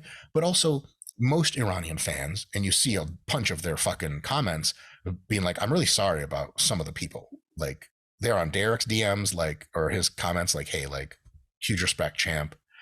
of course we thought Hadi was amazing, but you're the fucking man. No disrespect. That's most people, most Iranians. Yeah. But there's some small fraction. And Steve, all it takes is like, I don't know, 50 people, literally, to just like try to get you canceled. That's what it makes me think of. Hooligans. Soccer hooligans. Yeah. Exactly. Yeah. It's like, you know, like if you're in Italy and you never met a person from the United Kingdom and the first person you meet is a soccer hooligan, you're going to be like, everyone in the United Kingdom is pure shit. But it turns out that's just absolutely not the case. So I think a lot of the controversy is mostly just because of those dynamics. People who just don't know bodybuilding all that well, in judging specific, and people who are just like have a lot of feelings because their guy didn't get the nod, which is both totally understandable and totally, I don't want to say uninteresting, but what I'm trying to say is on the technical levels of who should have won, for the people in the know, I basically haven't heard any controversy. That's not the same. That's not always the case. So in 2001, this is really historic. 2001, Jay Cutler versus Ronnie Coleman. A lot of real smart people think Jay should have won. It could have gone either way, but Ronnie was off and Jay looked fucking unbelievable. People still talk about that. There was real controversy there among experts. But if you talk to most of the experts in bodybuilding, high-level coaches, etc., and funny enough, Hani Rambod coaches both Derek and Hadi. So you didn't hear shit from him about how it was a travesty because he's like, oh, look, like, you know, my guys took top 2. Someone's got to take second place. And he also coached Cbum, which is amazing. Like, as far as like having the guys that win the most, Hani Rambod's by far the best coach today. It historically is probably tied with like Chad Nichols, who got Ronnie Coleman and Big Ramy to win all their titles. But like, first of all, that's a hell of an accomplishment. Can you imagine being like, you just come up on stage to accept awards for all your athletes, like every class, your guys win? It's nuts. But, you know, even at that level, experts like him, I don't think I talked to anyone. I've talked to quite a few people that really found the results of this Olympia very controversial. I would say the most controversial thing that I saw with my own 2 eyes was in women's bodybuilding. Women's bodybuilding was back at the Olympia for the first time in a while. And I thought it was beautiful. I thought it was awesome. The ladies look fucking great, but they were clearly going for a softer, more natural look. Now, wow. Look, more natural doesn't mean natural. The bitches are some serious ladies. But there was a girl, I forget her name, Michaela something or other. And if you type in Michaela females bodybuilding, you Google, especially at the Olympia, she got like 5th or 6th or some shit like that. And we actually DM'd her from RP and we're like, we would love to have a video collab with you. Because Steve, I kid you not, this is the leanest person I've ever seen in my own 2 eyes. As soon as she turned around and flexed her glutes on stage, Crystal and I both like did this. We just like, we're taken aback. It was nonsense. Her striations had striations. You know, like when someone has striated glutes and you're like, oh, they're really lean. This was like 5 times deeper than that. It was shocking. She didn't win. She had great aesthetics, amazing posing. Nope, not even top 3, top 4. The girl that won had a great flow, great physique, great symmetry, relatively soft glutes, because that's the judging criteria. Because they tried the shit with getting the girls as lean and jacked as possible. That's how you got Iris Kyle winning 10 Olympias. And look, Iris Kyle's a goddess. She's a queen. And the best bodybuilder in history, hands down. Anyone wants to debate me about that can find someone else who won 10 Olympia titles. But that look, and everyone tried to do their best version of it at that time, in a sense, was so niche. It was for so few people. So few people thought that was the best look that women's bodybuilding got so unpopular that it was dumped from the Olympia. So now you could see definitely a clear change in judging standards in real life. And it's super interesting, Steve, but also like if I was Michaela, what the fuck are you going to do? Yeah. You came in the most jacked and the most shredded. She wasn't the biggest because she's a tiny little person, but by far the most shredded and took like fucking 5th or 6th. Well, Steve, what do you do next year? You're like, do you bring her in softer? Like, that's fucking weird. Does that mean her diet ends 4 weeks out? And the coach is like, well, I'll just have pizza for a while. Like, it's strange, but nonetheless, like that was clear. So if any real controversy could come from the Olympia, I would say female bodybuilding is where it should come from, because someone could be like, why aren't we rewarding the people that actually look the most jacked and lean? That's a very good question.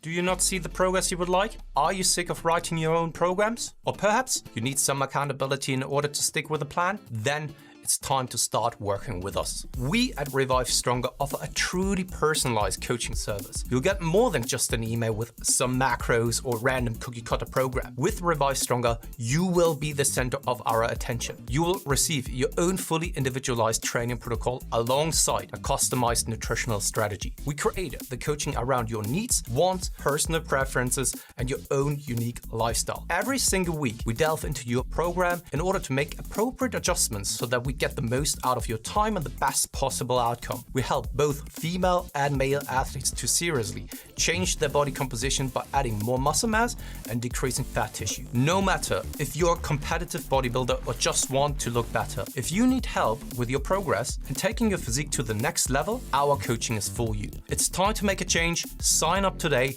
and let's revive stronger.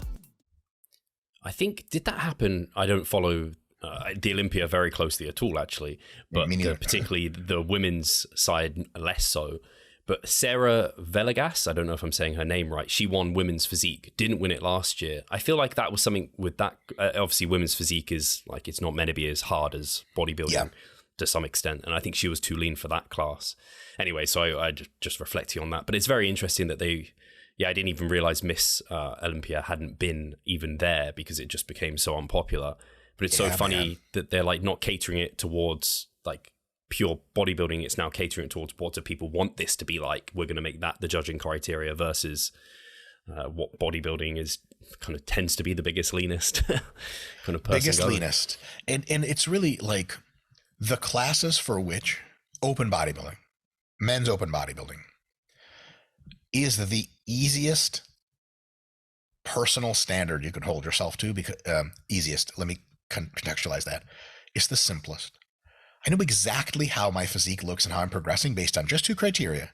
How much do I weigh and what do my glutes look like in the mirror? That's it. I need only those two things.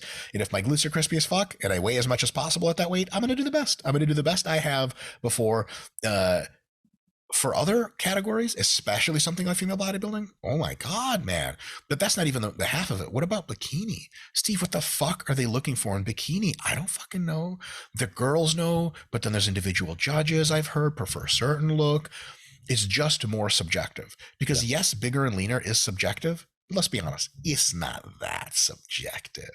You know who's leaner, and you clearly know who's bigger. And then that's it. Like when Big Ramy won a few years back, he stepped on stage with completely diced glutes at 290. It was over. It was over the moment it started. Everyone knew that. So, but with bikini, it's kind of like, oh, she has a great look. But you still see all the other competitors and you're like, she has a slightly different look, but it's also great. What are they going to pick? Sometimes in bodybuilding, it gets that close, you know? I think if Nick Walker would not have gotten hurt, he was on track, was already lean enough to push everyone on that stage. That would have been interesting to see a comparison between him and Derek. That could have been really interesting because then nobody's clearly the person who has all the cards on their table. Yeah. But at least in this Olympia, everyone kind of slotted in pretty much where you would think. And if you're a bikini girl, if you're a figure, women's physique, essentially all the female classes, it's more complicated. It's tougher. And I honestly feel for the girls because if you're a dude and you're in one of these classes, like, you know exactly what they're looking for and you know when you've hit it and when you haven't, more or less. When you're female, you look sharp, but maybe you're too sharp. And I've seen judges' feedback, and sometimes, like, I'm sure you've gotten this before, some judges' feedback is nonsense. Oh, yeah. Like, one judge will be like, you could be a little sharper. One judge is like, you could be a little softer. I've literally seen that happen. And it's like, what the fuck am I supposed to do with that? Jared Feather got feedback from a judge once. I don't think it was in the IFBB. It was, you could have a smaller waist. And it was like, what? Do you see Jared's physique? There are many things you could be critical about with Jared. Conditioning, arm size. Jared is one of the smallest waists of every class he's in. It's absurd. His waist is absurd. You see his Instagram pics and you're like, that's not a real human being. That's photoshopped. And like someone had the audacity to be like, yeah, I'd work on a smaller waist. It's like, okay, clearly, why are you judging shows? You know, that definitely happens too. Just not useful feedback either. Like, hey, I don't have a small waist. What am I supposed to do about that? Like, telling me to have a smaller waist. At least try and think, hey, maybe build up these areas so that your waist appears smaller. Yes. But judges can't be that out of the loop that they can't understand that basis. But man, if they are, that's not cool. But Yeah, it's certainly having judged now. Like I can't even like it's really easy as a bodybuilder. Just my training, like you said, like I just need to get bigger everywhere, train everything, cool. But as a like, it can be really hard as a female. Like, hey, I don't want too big of these muscles. Yes. So I have to really specialize big time. And Steve, I don't do you like judge specializing. Yes. So tell me about that. Are you allowed to talk about it? Yeah, for sure. How is it ever confusing or difficult for you, or any more than for the males, or is the standard they give you as a judge? Because you guys get a pamphlet on like what the judging. P.S. You know what you're doing, but here's the judging criteria as a reminder. Yeah. Is it ever like ambiguous? Is it ever mysterious, or are you pretty much like, nah, it's kind of straightforward once you learn the system? I think it's definitely like we have training, and I know the distinction between the three kind of categories that we judge. Actually four, sorry. But and like essentially it's like bigger and leaner, and then they hit different poses. So it's like it just graduates up. And so it's quite simple in that regard, but there are more subjectivities in terms of just like how are they showing that. Whereas like symmetry is, and some of them do just have symmetry like bodybuilders, but like in bikini, it's not like they have symmetry they're going for. It's like in the WNBF, we're kind of looking for like longer legs, like a more elongated physique, that sort of look. So it's not quite the same as just like, hey, with men's bodybuilding, you look at Keown, you look at Derek, and you just see them hit a front relax. You're like, that's fucking symmetry. They've just got it. Like they've got that flow factor. Your eyes are just drawn to them. But it's not quite the same. At least maybe if I was a female, like, and I was competing in bikini, I would just see like, hey, her. It takes a little bit more deciphering for me, at least, when judging those. But yeah, I feel like at least at the WNBF where I'm judging, we have quite a clear criteria. So it is a bit clearer. But I mean, even we go to the point of, hey, if you're in bikini, but you're clearly too lean and too muscular, we're going to move you. We're going to suggest you move into the next category up, or maybe even into the ones that suit your physique better. Whereas, like, I don't think they probably, I mean, you're not doing that at the Olympia, like. Sure. But the other thing is WNBF's natural federation, right? Correct. It's much easier to judge females when everyone's natural. Because then you're really even, not for bikini, but for the other classes, like female bodybuilding, natural bodybuilding, yeah, whoever's the biggest and leanest, that's it. Yeah, because exactly. you don't have to worry about, like, you can't have your face looking like that. God damn it. And in IFBB women's bodybuilding, they legitimately tell them we judge the face. I remember when the women's physique division, women's physique in pro ranks, they had to make a statement like, we absolutely judge your whole look. And we judge how healthy you look all the way through, including your face. Presentation matters. Because if you look like, I don't want to be too offensive, but we all know the stereotype. If you look like a fucking machine all over, they still want you to look girly in the face. And if you can't pull that off, you got to back up off the gear or some shit like that. Because when women's physique was born, they didn't want it to careen out of control and go the route of female bodybuilding. Because that clearly happened with female bodybuilding, and it really kind of left the whole fucking everything behind, which again, like, I don't want that to sound like a personal judgment on my part. Everyone has a different look they prefer, and not everyone has to look like your cup of tea. I mean, it's funny, you'll get someone saying like a figure girl, oh, that's a great natural look, feminine, but they'll say a female bodybuilder's a fucking like dinosaur. But at the end of the day, like, yeah, that's just because you're in the fitness industry. If you were a regular person, you saw that figure girl in the store, you'd be like, what a freak. And it's like, oh, that's right. Even women with one bit of trap, people consider monsters and men. So it's all relative anyway. But at some point, the judges have to make a cutoff of what it is they prefer. And sometimes it doesn't favor some people, and it can be quite harsh and a little bit subjective. And it's got to be tough, like the Michaela girl. Like if I was her, I'd be backstage. And, your friends show up and your coach, you're like, what do you think? 6th place or whatever she got. Steve, what do you think about that at that point? If I was her, and if she's ever hears this, I'd like for her to know this, but hopefully tell her in person, like, I thought her physique presented on the Olympia stage was one of the most magical things I've ever seen in my life on a bodybuilding stage. It was just pure art. It was exotic. It was like seeing a Lamborghini drive by at like 100 miles an hour. You just be like, oh, like when you're 8 and it's the first supercar you've ever seen. That's what that was. But, it's dope to know that some people feel like that about you in your prep. Who's another girl that has that look? JP, Jordan P is his wife. girlfriend, wife, Callie or whatever her name is. I mean, she has been lean to the point where I'm like, oh my God, like this is an accomplishment of accomplishments. This is like the thing. This is a goddess. This is no longer a human being. But like, she's not winning a ton of bodybuilding shows either. What is she supposed to think? So do these girls go backstage and go, well, I'm objectively superior on muscularity and definition, but that's not what they're looking for, so no big deal? Or are they upset? I mean, you can't really be the happiest you could be when the other person's getting congratulated and all the people are coming up to her. It's kind of strange where, like, in more direct sports, MMA, you knock a guy out, you knock a girl out, you win. It doesn't matter. You did it. It's just very, very straightforward who the champion is. Tennis, you just score more points. Gymnastics, there's some subjectivity, but also if you land well and all the angles are good, you win. Female bodybuilding, bro, much more like a beauty pageant. It's just the look they're looking for. Because imagine you had to judge the Miss Universe contest. Steve, how the fuck are you going to judge it? But all right, I'm going to pick the prettiest girl. You see the 100 girls. You're like, this is 100 of the prettiest girls I've ever seen in my life. How the fuck am I supposed to tell them apart? What the hell am I supposed to do? And at the end of the day, like, yeah, there's just some look they're looking for that is very nuanced. And anyone who isn't winning the Miss Universe, look, ladies, if you're upset, you didn't win a bodybuilding show or whatever, Dr. Mike wants to say, girl, you still look good to me. You know what I'm saying? You're a champion in my heart, and I'm a married man, so don't get into those DMs. But get into, I was going to say Steve Hall's DMs, but you have a significant other. Find you a man that appreciates you, girl, because there's a lot of us out there, you know what I'm saying, that think quite fondly of all of you. So yeah, I think the differentiation, the reason it's a little bit easier in the natural side is because of like the aesthetics. Like you're not going to grow so much muscle, like it doesn't change your facial aesthetic, like Correct. That's not changing.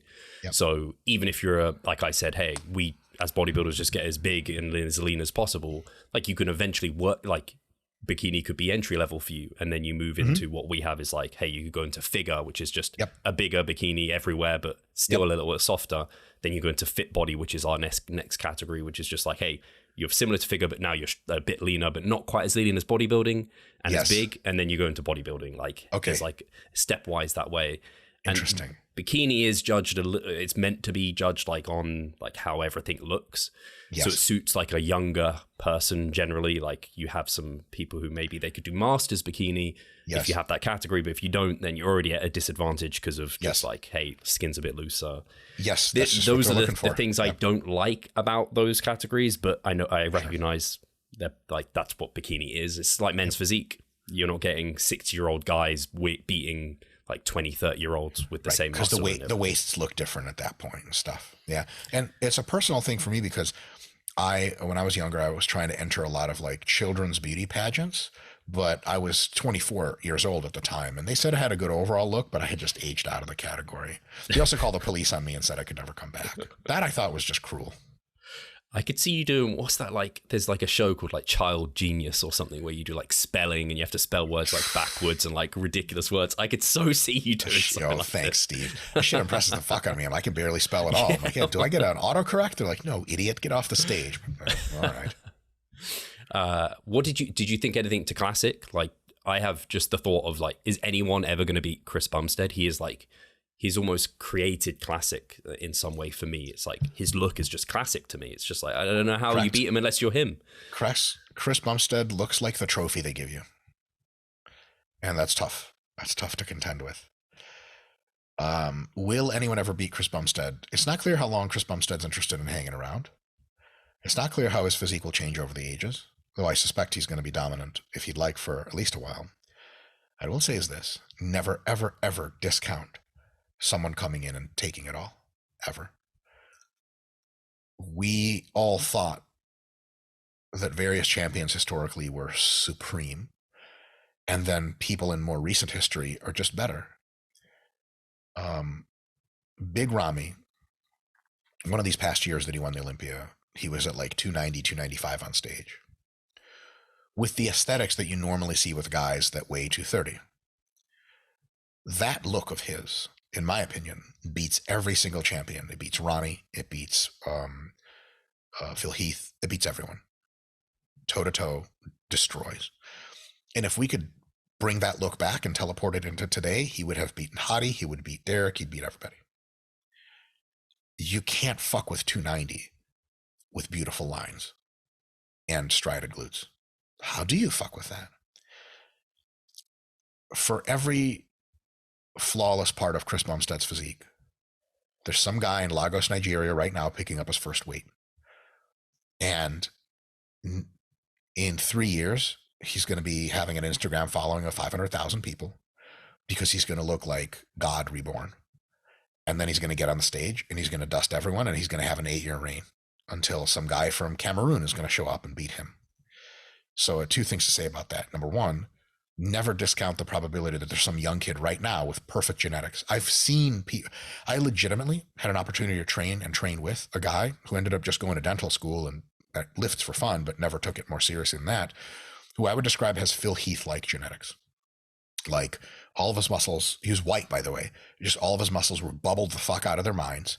He grew by looking at weights.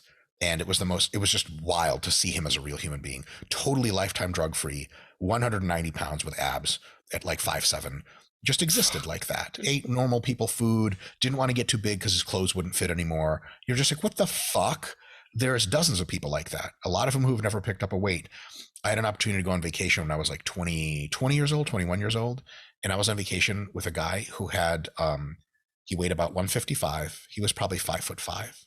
He was 42 years old, and he had a striated lower back and striated glutes at the beach. And I was like, oh, that's a competitive professional bodybuilder. Nope. Gymnastics coach. Didn't eat anything special, didn't lift weights, just helped his girls do the gymnastics move and demonstrate them. And he was just that Romanian that's what he looked like. And I was like, Steve, you could get this guy into a weight room, and in 2 years, he's all-time natural world champ, year after year after year, untouchable. That's just some guy, man. So Chris Bumstead has phenomenal genetics, and he's a fucking god. But when people say, will he ever lose again or whatever, you can't discount the rest of the world. And to quote Wesley Snipes from Passenger 57, great movie, by the way, always bet on black. I'm not going to say anything racist. Well, it depends on who's listening. Black people are better at this than the rest of us. They just are. Fuck it. I don't give a fuck. Cancel me. Fuck you. Cancel me for that shit. Like, they used to have all white basketball teams back in the 1930s in the United States. What a fucking joke. That's not basketball. So whenever, this is going to sound racist as fuck, and I'm going to lean into it. Fuck it. Whenever you got white champions in bodybuilding, I'm always just like, all right, when the black guys come in to take over, because it's just a matter of time. Got Samson. You know what I'm saying? Like, Samson's on his way up, bro. But Samson's just one fucking Nigerian guy, bro. They got a country of fucking 300 million of motherfuckers. And generally, they're at the point where their economic level is, most of them are just starting to get to the point where the food is regularly on the table. You give them another 10 years of economic progress, and they start having hobbies. And how many of them are going to go to the gym and go like, oh shit, I'm Nigerian, holy fuck. And it's just going to work. It's just going to happen. And then that's it. Like, now, of course, genetic variation is a thing. For every black guy that thought he was ever good at bodybuilding, there's Jay Cutler to shut you the fuck up. And he, won 4 Olympias, and all the black guys in the world tried to beat him. They couldn't. But on average, statistically, I wouldn't say like, okay, it's just destiny that all champions of every sport or whatever is at least bodybuilding going to be black. No, of course not. And there's Asians that can knock everybody off, right? So it's all averages. But statistically, I just would never look at someone and be like, no matter black, white, whatever color they are, I wouldn't ever say they're unbeatable, because genetic variation is a motherfucker. And we can't lie and say everyone who's ever been genetically gifted for bodybuilding has even tried the sport. Most people haven't even tried the sport. Like, there's people out there playing quote unquote real sports like soccer. Now I'll tell you this, the world's best soccer players today, much more likely that no one's ever going to knock them off, because everyone tries to play soccer and everyone sucks at it. And a couple of guys get great and then they're great. Like Messier or whatever, like Ronaldo or whatever, they're the best. And maybe for a generation. But in bodybuilding, we're such a small sport and the world is opening up so much now. Like, I remember there was I saw a bodybuilding competition from Pakistan. And some of them guys, man, they got waists like this. They got bubble muscles. I'm like, oh my God, bro, just give these guys 10 years. They'll be fucking knocking tons of people off. As a matter of fact, Zach Khan, a British bodybuilder, he's Pakistani genetically. Zach Khan came on the scene and was like, oh, he's just like 290. What the fuck?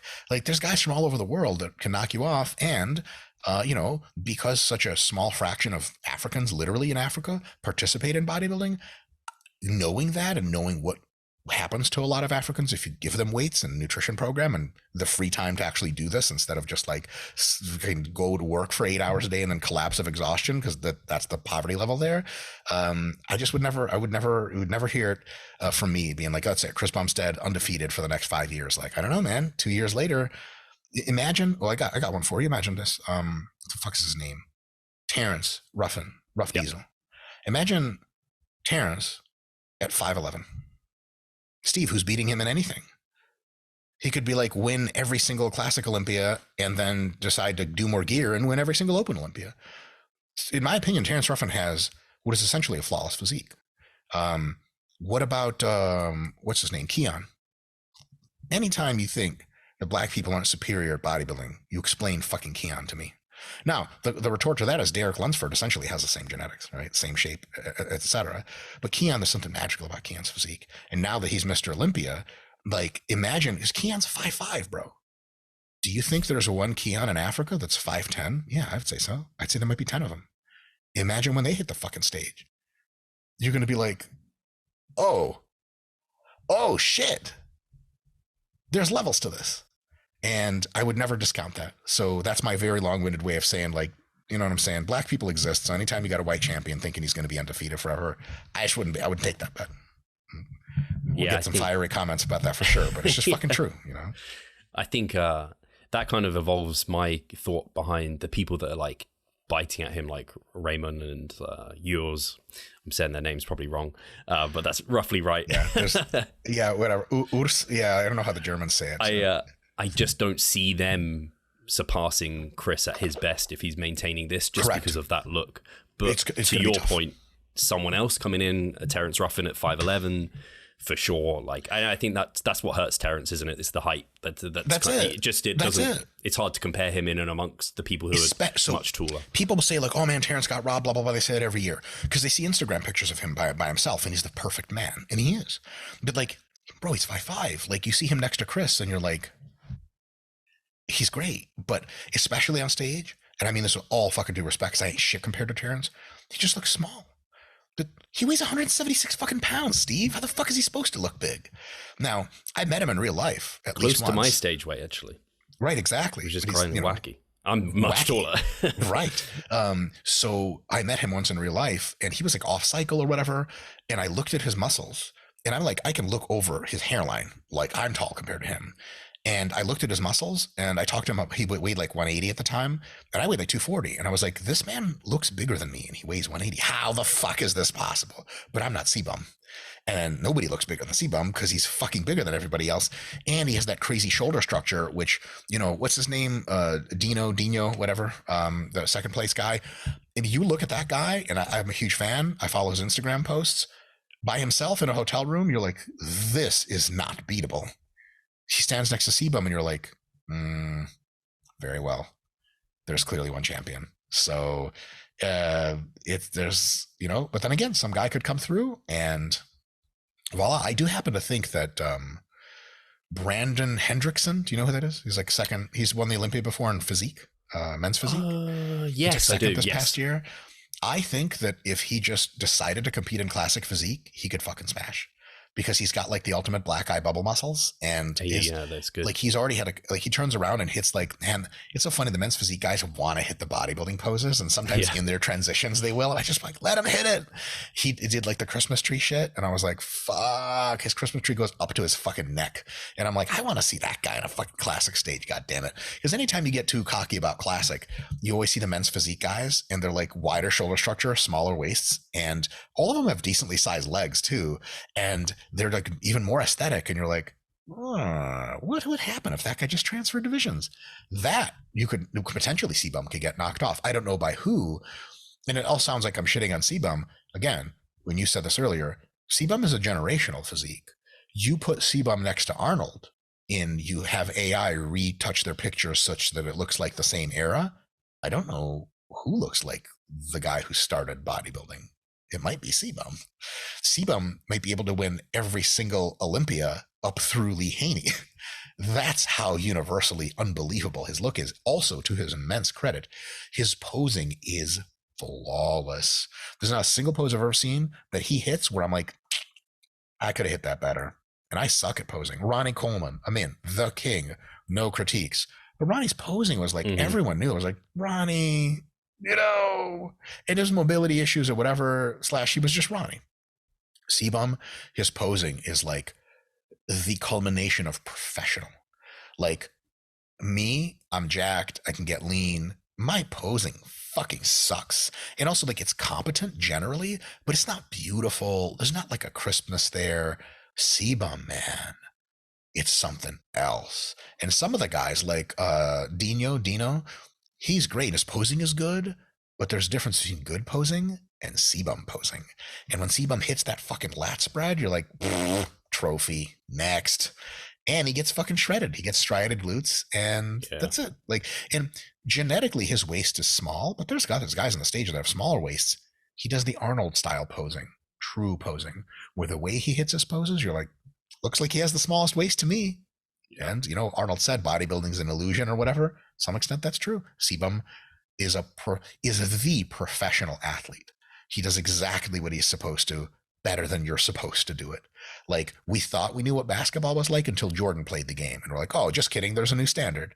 Cbum's classic posing, I would say, is the new standard. It's like, everyone, look, that's how you're supposed to do it. And most people are like, I can't do it like that. And it's like, oh, some of us can't measure up. So, yeah. Yeah, I'm with you on that. I think Raymond has like some freaky shots and like some muscle groups that just like, his forearms are ridiculous. His arms, his abs. He has like 18 abs. Motherfucker, you cheating, putting fake abs in your shit. All of that, but Chris just he flows. Just every pose, there's nothing weak about it. But yeah, anyway, I know you're a little bit tight for time, so I don't want to go too far into all of this. I can do it. I get another 20 minutes, I think. Okay. If that's okay with you, I don't want to keep you. Oh no, for sure. Yeah, no, I'm good for time. So yeah, where was I going to go with this? But yeah, I think, like you said, it feels like someone outside is going to come in and like take this throne from Chris. I think to steel man the perspective of no one's ever unseating Chris, the best way I would couch that statement to make it the most correct is no one currently in the top 10 is likely to do it. But people forget that there's new people coming in, and new people can rise real quick. Who saw Phil Heath coming?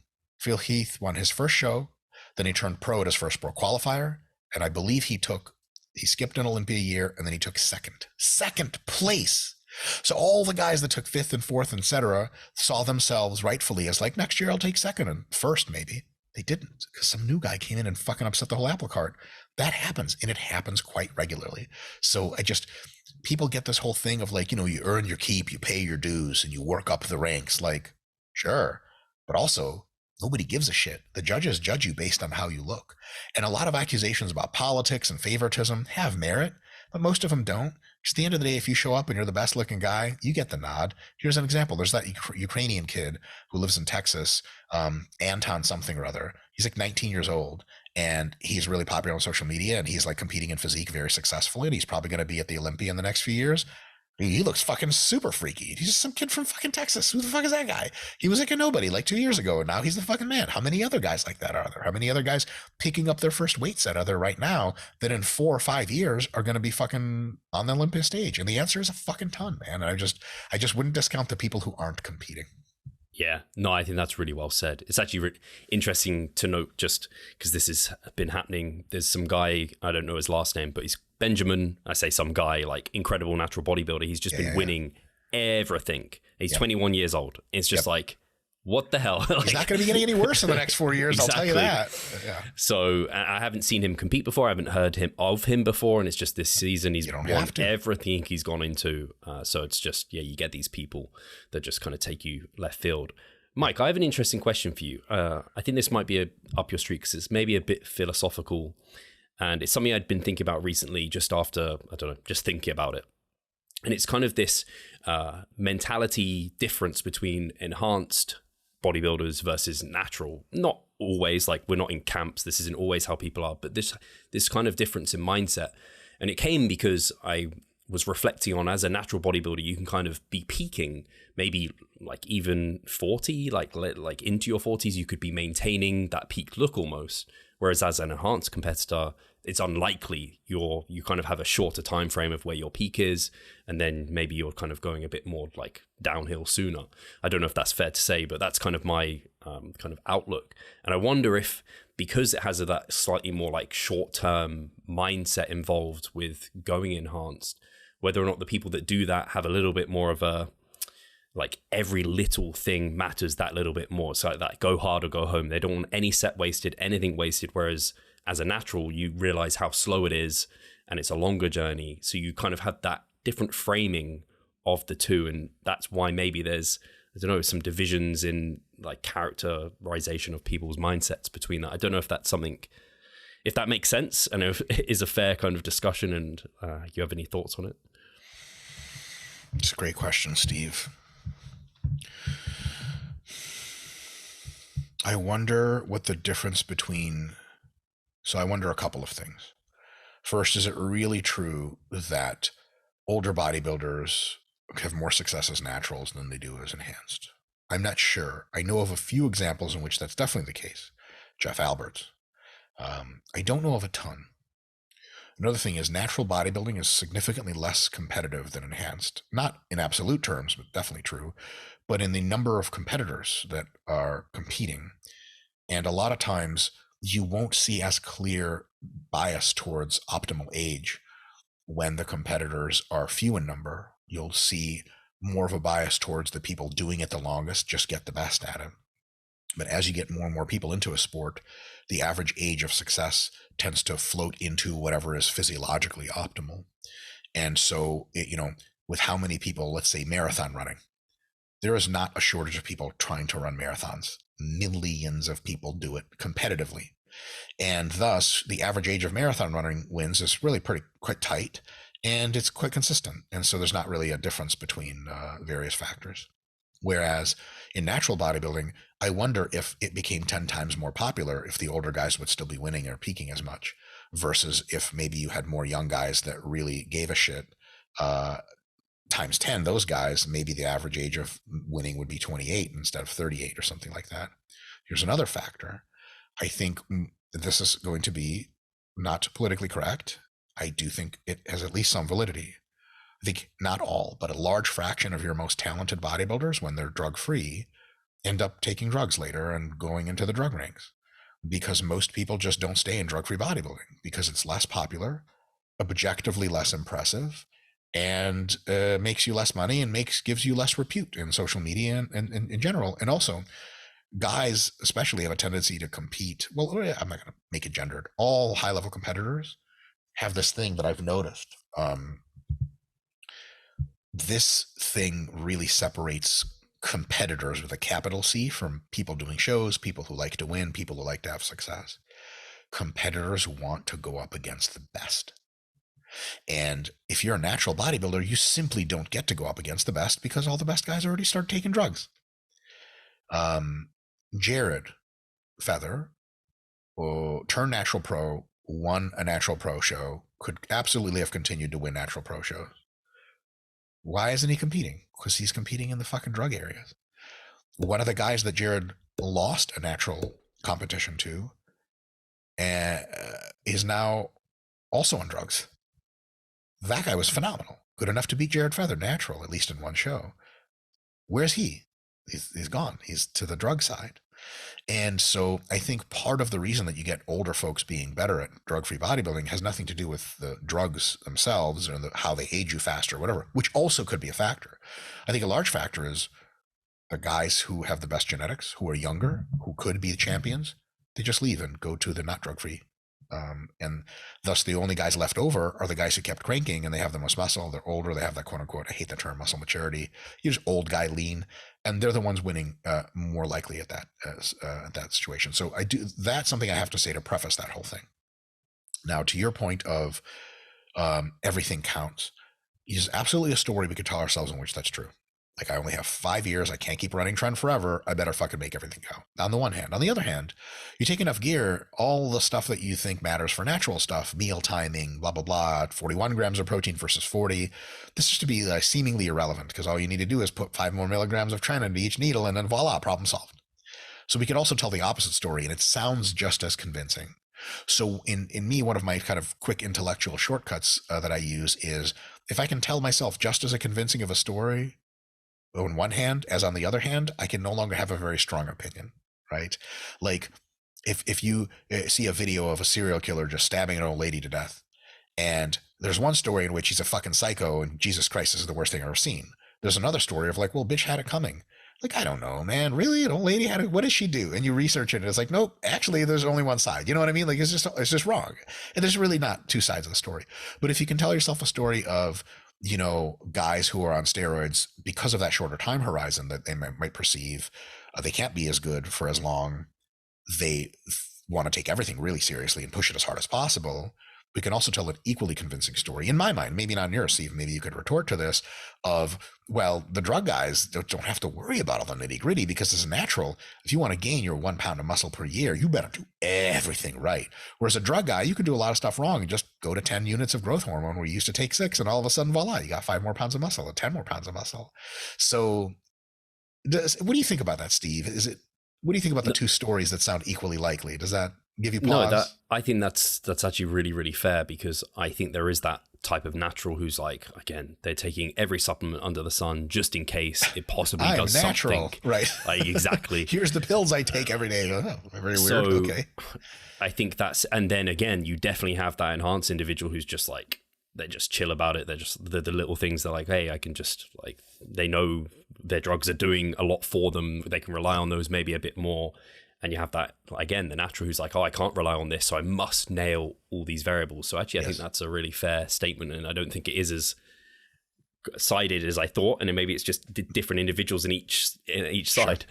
And maybe you could be completely right, and I could be completely wrong.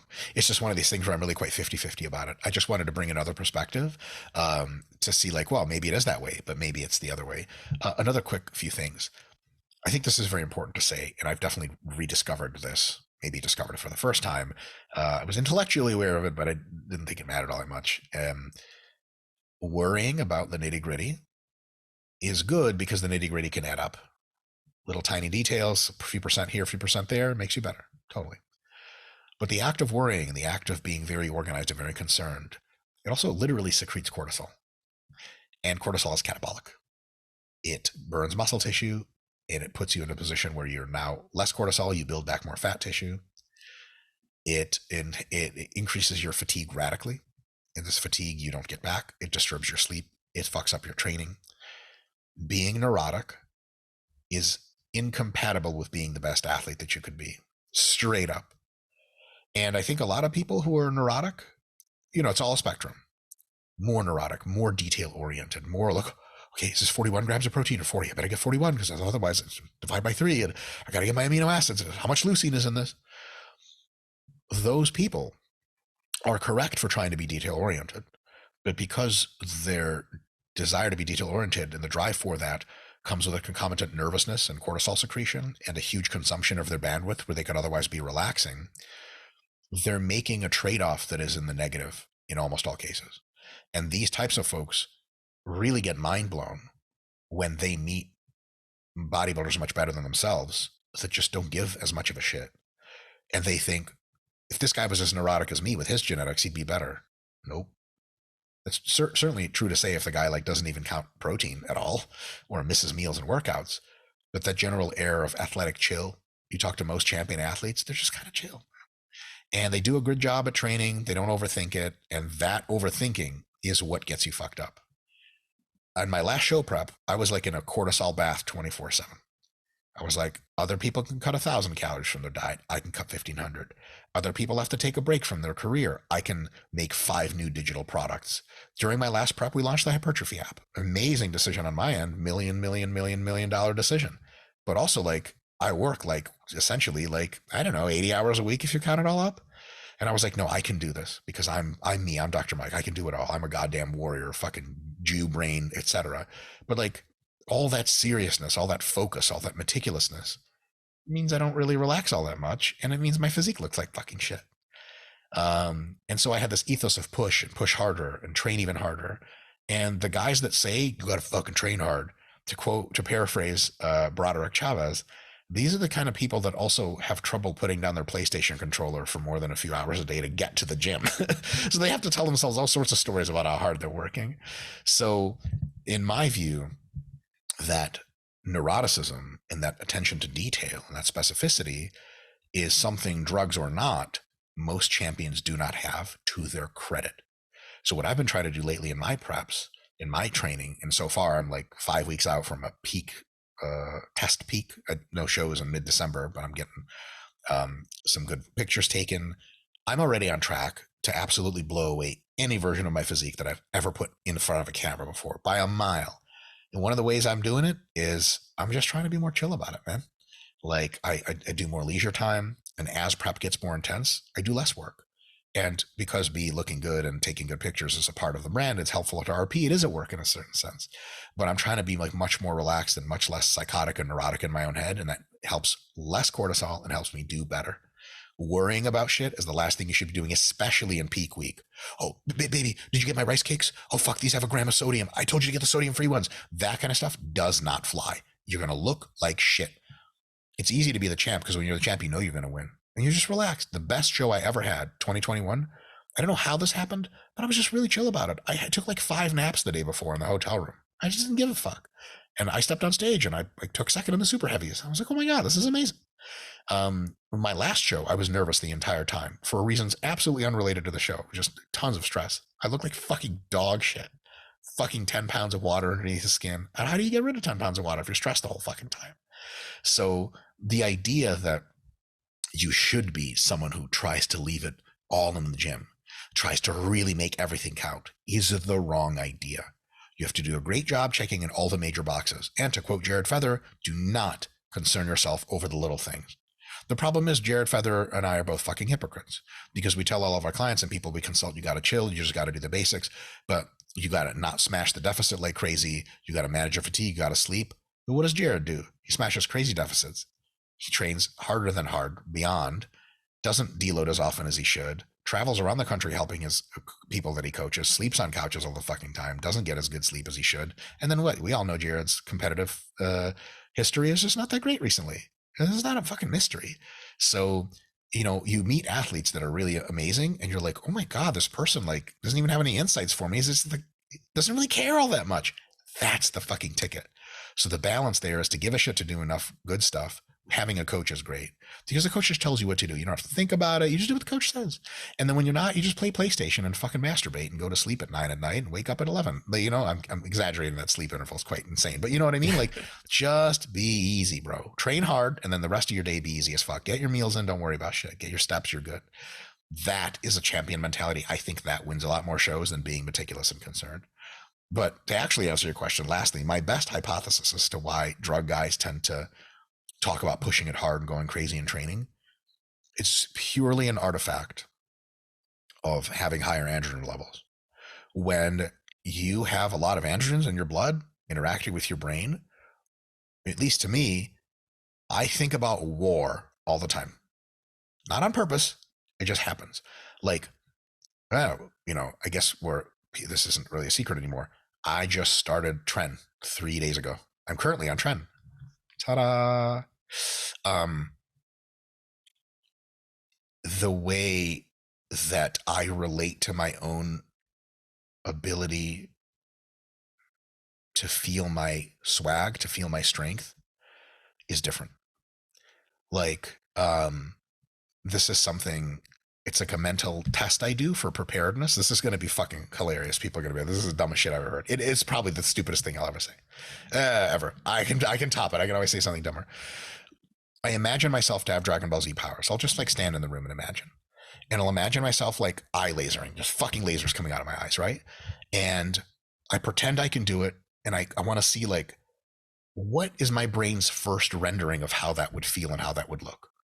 And if I'm on low gear, if I'm overreached, very much if I'm overreached, I even have trouble imagining that eye lasers could come out of my eyes because my brain's like, you're pathetic and you don't have superpowers. And the fantasy of doing it is strained.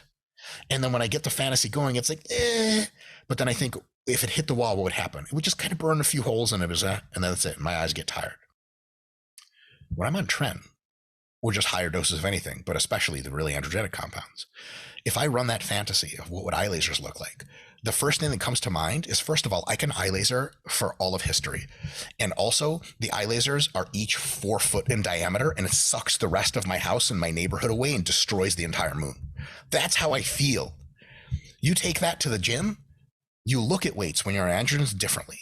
I look at weights when I'm on low gear or drug free and they scare me. I'm like, oh my God, 6 plates on a leg press. Oh boy, here we go. Got a time to be rushing about it. Time to be tough. I'm on fucking tren. I look at weights. I'm like, fuck you. It's an insult that they look at me wrong. And I want to fucking break them. I want to bend the fucking weights. And I just want to like power up and destroy everything around me. I remember the first time I was on Anavar, of all drugs, Anavar, but compared to being drug free, Anavar's a trip. I was hack squatting, like on a hack squat machine. And usually, you know, when you get close to failure and your muscles are like, you get that feeling in your soul, like, oh, it's getting real tough, and you start slowing down.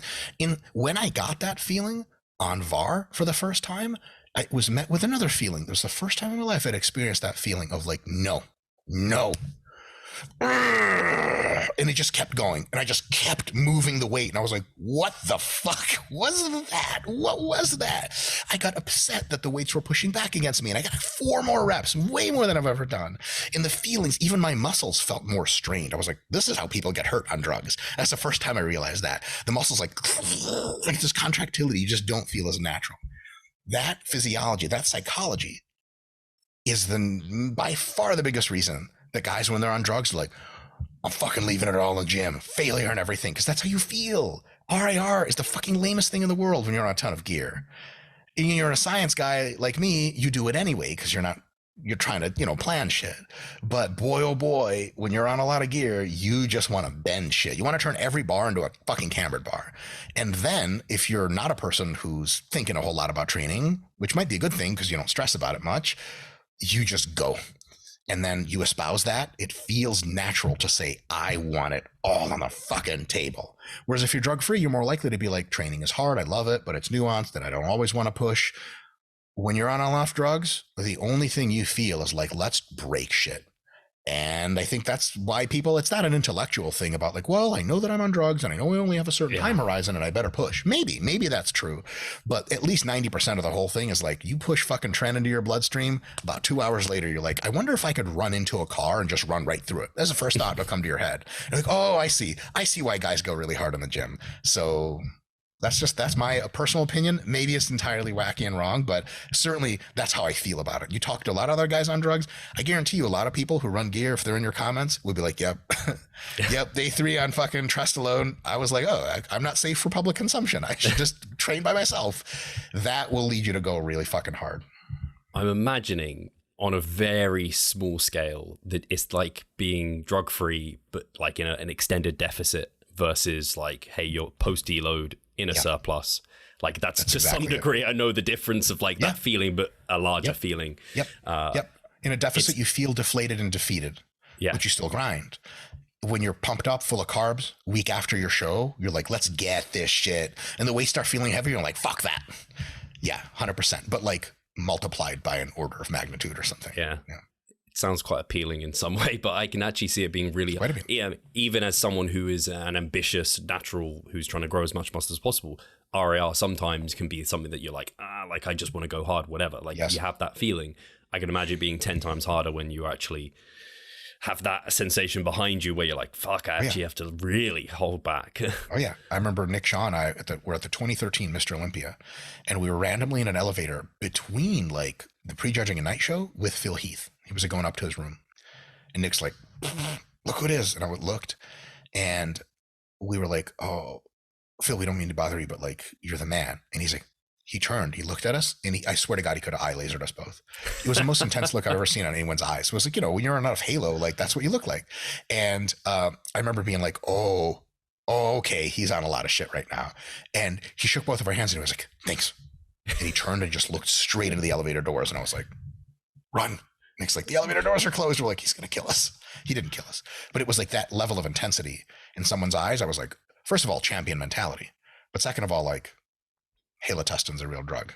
So, by the way, did you hear Phil on Chris Williamson's podcast? I didn't. Was it good? You might like it. Yeah, I've not really heard Phil speak that much. He speaks really, really well. He's clearly an intelligent guy. And his training philosophy, like, you could literally say it's not opposite to Ronnie Coleman, for example, but incredibly pretty different. Fucking close. Yeah. Phil's just not known for, like, heaving weight around and stuff like that. No. And he's also not known for getting injured. So that's the thing, man. One quick rant before I'm sure we have to sign off here in a sec. People will valorize lifters for spiritual reasons and not for intellectual reasons. Why do we all love Ronnie? Because Ronnie got after it. Why is Dorian so fanboyed? Because Dorian said cool shit in a British accent about fucking blood and guts. And you, me fucking grandmother trains harder than you. I know that's a Scottish accent, whatever. Same shit to all of us here in America. He just was a fucking goddamn man about the shit, you know? Like, he fucking pushed it. Failure, no pussy bullshit, no RIR, no technique crap, just fucking get it done. Man, it feels so goddamn good to hear. And no wonder he has a ton of fans. Who is really a fan of Phil Heath's training philosophy? What the fuck does that even mean? What the fuck is his training philosophy? Like, I don't know, do tricep extensions for 5 sets of 10 and then your triceps look like Phil Heath's, but my triceps don't look like Phil Heath's. So everyone knows when they train like Dorian, they don't look like Dorian, but at least they can have that spirit of training like Dorian. Phil Heath, there is no spirit because he just trained kind of like a normal guy would train, right? And that's just not sexy. It's not appealing. How many people train like Jay Cutler? Jay Cutler was bigger than Dorian. He was leaner than Dorian. He was just better. Different generation, different era, right? But I don't know anyone, and I've never met anyone, I really mean this, who structured their training after Jay Cutler. Have you? Have you ever seen that in a forum, Steve? You ever seen that written? Like, oh, my training's like a lot like Jay Cutler's. Like, what? No one's ever said that. Jay Cutler trained real smart. Jay Cutler got hurt like once, ever, or some shit like that. It was a freak injury to his bicep. And he is on record, on podcast, saying he never went to failure a single time. Jay Cutler, 4-time Mr. Olympia. Then you got Jordan Peters. Jordan Peters isn't even a pro. Jordan Peters is 10 times the bodybuilder and arguably the man that I'll ever be, because Broderick is a real nasty critic. And he said, there's 2 people I've ever met that shocked me with their size. One was Jeep Swenson. Google that. He's a former wrestler.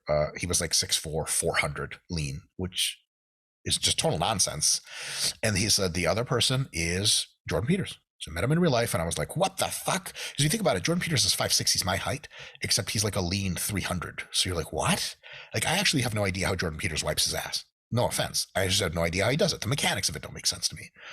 But then again, from the perspective of like winning in championships and overall, like how many people know who he is, Jay Cutler is an Olympian, quite literally, and Jordan Peters is some guy in England that trains really hard.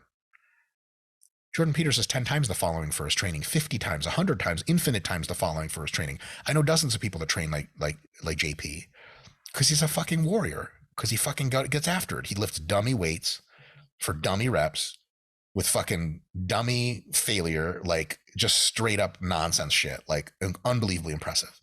Like, he's doing bent rows with weights that people can't deadlift, and everything is all the way. And he talks about it, his mentality. Like, I read his posts to pump myself up for training. I don't train like him, but the spirit is there, you know? And a lot of people just copy people on spirit. The thing is, from a motivational perspective, that's fucking exactly how you should do it. But should you really be going to failure all the time? From a results perspective, from an injury perspective, Ronnie's the fucking man. Ronnie got torn the fuck up. And Ronnie didn't even get hurt that much. His shit all came later. What about Dorian, bro? Dorian finished his last Olympia season with, I think, a sum total of like 5 or 6 muscle tears, bro. He had torn every fucking, I'm kidding, this is an exaggeration, but not by much. He had torn every single muscle group on his fucking body. You want to be Dorian? Have fun. You want to be Phil Heath? You might never get hurt. But does it motivate you and inspire you to train like Phil? No. All I'm saying is this. Take the motivation, take the inspiration from people who go fucking hard. But remember that there's only one of you and there's only one of your body. And of all the people that have ever tried to train like Dorian, a huge fraction of them we just don't hear about anymore because they got fucked up and they got hurt. No offense. Zach Kahn, amazing bodybuilder, was doing damn near 600-pound incline barbell presses a couple weeks out of the show. Didn't get hurt. Hack squats, crazy amount of weight, tore both his quad tendons. But Zach trained harder than everybody. The thing is, it's a risk. Because you're the only person, you only have one body, you got to think that through. And my advice is absolutely follow these fucking psychotic guys for training. JP should be in your fucking feed, absolutely, because he's fucking an animal.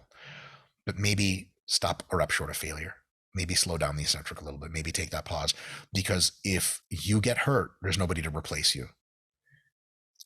The Bulgarians, their Olympic weightlifting team was legendary for basically doing 1 rep maxes all the time. The thing with the Bulgarians is the average Bulgarian weightlifting champion would do 1 Olympics. He'd win, and then he was out. Why? Because his body was broken. Russians had the same number of wins, except they had Olympic champions do 2 or even 3 Olympics where they would medal and win, because they did modern periodization and they did phases, macrocycles. They didn't max out all the time. They got roughly the same individual results, but the percentage of lifters in the Bulgarian program that made it and actually won and didn't get broken into pieces was teeny tiny. And the percentage of Russian Soviet lifters that made it was actually quite high, because the Soviets approached it as, we have these super talented lifters, let's take care of them and make sure people don't get hurt and see how many champions we can make. The Bulgarians thought about it another way. The strong will survive. And they were right. But it was by definition a weeder program. Weed out the people that get hurt.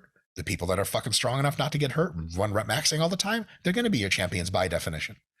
As a national approach, obviously, I can't believe I'm saying this, but the Soviet Union had the more ethical approach. It's fucked up to take weightlifters and be like, you probably get hurt, but if you don't, you're going to be a champion. So Bulgarian approach, I don't like on any level, but both are effective.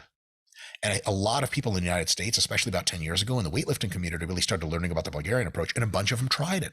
And a bunch of them got hurt, and a bunch of them were like, fuck that. Because in America, it's individual. There's no national weightlifting team with a training center that they live there for the whole year and get their stipends paid. No, they show up a couple months before the Olympics, and they might live there, might not. It's only one of you. You're on your own team. And in bodybuilding, it's only a team of one. Take care of yourself. And even if it's super motivating to see guys thrashing their bodies into the ground, understand that while that is awesome, it might not be the best thing for you, because sustainability has to be something you plan for yourself. Because if you tear your bicep off the bone, nobody gives a flying fuck how hard you went that day. And you don't either. Because all you think about is, God damn it, what could I have done to not get hurt? And the answer is use less weight, use more control. Don't go all the way to failure every fucking session. And yeah, that's lame. It's fucking lame. People will be in the comments saying Mike trains like a fucking pussy. Agreed. But it works. I haven't had a major injury in memory. I used to get injured all the time because I used to train to failure all the time. And I got to my best training like a little bit of hardcore and a little bit like a fucking pussy. And when you are deciding how you should train, yes, valorize the champions that went at it hard, but also understand that there's a survivorship bias there. And you might not end up being one of those guys. You'll just be that guy who tore his pec. And nobody remembers who the fuck you were. It is, I really was trying to think as you were talking for another area in, life where you have just this, it's just like it's a cool philosophy to follow. This kind of, again, that's like the core of bodybuilding is like hard training, all of this. And so like people are just attracted to that. And that's why, again, like you say, like Jay, people don't really know what his training exactly was, or the same with Phil Heath as well. And it's like very contrasting, and like they're in a good position right now. I got one for you. David Goggins. His name came into my mind as I was thinking about things. His mentality is like second to none. If you have trouble trying, if you have trouble inspiring yourself, you like read 3 posts by him or read his book and you're like, oh my God. That's one way to look at him, and absolutely the best way to look at David Goggins for inspiration. Now, if you are trying to become the best special operator that you can be, you talked about 10 special operators. You go, should I train like David Goggins? They're going to be like, look, he's the man, but no. And you're going to be like, why? As I say, you're going to burn yourself out and you won't survive, because you have to challenge yourself but there's also just one of your body, and you have to take care of yourself. Is David Goggins the best special operator of all time? Not even close. It's not in the top 1,000. Is he one of the most inspiring figures of all time? Absolutely. He has to try maximum for spiritual reasons for himself. If that's what you're doing, do what he does. If you want the best results possible, you have to understand you're a complex dynamic system. Recovery is a big factor. Not pushing limits all the time is a big factor. You have to back the fuck up and play it smart instead of just hard. And that's not to denigrate Mr. Goggins in the least. He's, again, 10 times the man I'll ever be. I would never want to meet him in a fucking dark alley. But the guys, like I listened to a few podcasts about Navy SEALs and Delta Force guys, the Sean Ryan show. And a lot of the guys that you see on there, they're just kind of very mild-mannered people. And they're the best fucking shooters in the world. And they just do what they do. And they're not so hardcore. They're like, yeah, I love training and exercise and stuff. I push myself, but I'll have times where I take a break and rest and that's it. And you're like, so what makes this guy the best Navy SEAL or whatever? Like, he's really good at lifting his weapon, finding a target and shooting at it really quick. That's it. Well, does he practice that a lot? Well, yeah, they all do. But that hardcore mentality has to be there to some extent, but not entirely. Like Phil Heath doesn't skip workouts. Phil Heath doesn't miss meals. But when he goes into the gym, it's not total war. It's more controlled. If you want to be the best champion you can be, you train like Phil. If you need a motivation, you need a boost every now and again, look at Jordan Peters, Dorian Yates, et cetera, et cetera, et cetera. Yeah, and I think it's interesting because I'd imagine naturals are maybe more likely to have that kind of recognition of pushing and pulling and balancing that. Whereas actually probably the enhanced guys need to be more careful with that, like you said, much easier to injure yourself. And it's probably less important also to push. Because definitely. So a lot of times, the artifact is that the lazy guys in the enhanced realm, they end up doing better. And what people see from that is steroids make up for it. This guy trains like a fucking pussy. It's like, no. This guy's just accumulating less fatigue than everybody else. Like Jared Feather always says, the pros that tell you they're training to failure, I train with them and I know they don't. Their idea of failure is actually 4RIR. Like I just recently this will be out in a few weeks, but I did a review of Chris Bumstead's training. And he's training with what looks like failure. Like at some point and he stops. But you look at his face, you look at how hard he's pulling, you look at how hard his body is quivering. Like we've all trained hard before. That's really like 4RIR. He could absolutely fucking flip the switch and go. There's levels to that shit. And he's not training as hard as he could be. And that's one of the reasons why he's Mr. Olympia. Because he goes hard, but not too hard. It's a balancing act. And we're not in the gym just to have a lot of feelings. We're in the gym to do the best thing we can possibly do. Kobe Bryant trained a lot, but I bet you didn't train until his knees fucking hurt. Because if he had hurt knees, he wouldn't be a good player. So there's some people think there's just a limitless thing of if you train harder than the next guy, you're going to win. People even use some kind of little mnemonics there, outwork the competition. And back in wrestling, they used to say what's your competitor doing right now? That's kind of how I started thinking about MRV, because when I was later in my life, I came up with the MRV concept. I'm like, this is the stupidest advice ever. Because if you outwork your competition, well, what if my MRV is lower than theirs? What if my outworking them takes me over my MRV? Then I'm just getting worse. This is not a linear relationship between effort and results. It's curvilinear and has an optimum. Find that optimum of recovery and effort and stick around there and you'll get your best results. Spiritually, is it awesome to think if I just gave it all, I would survive? Yeah, Vegeta in his ascension to being a Super Saiyan. He trained harder than Goku. And he ascended years later. Maybe it's because Goku was more relaxed about it. I remember Goku was better about taking fucking rest. He would take breaks all the time. He would train really hard and then just break for episodes straight and eat. And Vegeta would always push it and push it and push it and push it. He went into the time chamber fucking, twice instead of Goku just sat it out. He was like, I'm good. I've gotten everything I need out of this. And I'm sure that, Akira Toriyama is not really a sports scientist, but it turns out actually the Goku approach is better. And here's the thing. How many Goku fans out there? I don't know, 8-year-olds and shit. How many Vegeta fans out there? I don't know, everyone who watches Dragon Ball Z. Because for spiritually, you want to be that guy that grinds it. You want to be the guy who's the prince who almost lost it and then got it all back. You want to ascend to Super Saiyan, when you have nothing left to give. But in reality, you know that when Vegeta actually ascended, like he was at his brink and it took everything to blow up that rock, and then he gave up and he finally ascended. That's not how ascension works. Not in the real world. In the real world, you need rest and sleep and food, and then you ascend. Because if you think pushing myself beyond my limits is going to lead to ascension, it's just going to lead to a hospital bed. And Vegeta did do that a bunch of times in the fucking little Bulma's gravity chamber thing. And they're like, dude, you're doing this all wrong. So we gravitate towards people that are kind of spiritual guides, and understanding that you want to take away from them the awesome spiritual thing of going hard when you have to, especially when you're tired on your bad days. Yeah, I watch JP videos when I'm, oh God, I got to train. JP video. Okay, this is going to be fun. But if you do it all the time and you burn yourself past your ability to recover, there's nobody singing your song anymore. There's nobody clapping. There's nobody watching you. You're just fucking yourself up more and more. And it's not cool anymore. And you have to ask the question of, do I want to be a champion? Do I want to be my best? Or do I want to have a great time at the gym trying as hard as I could? Because some guys will say like, yeah, optimal, whatever.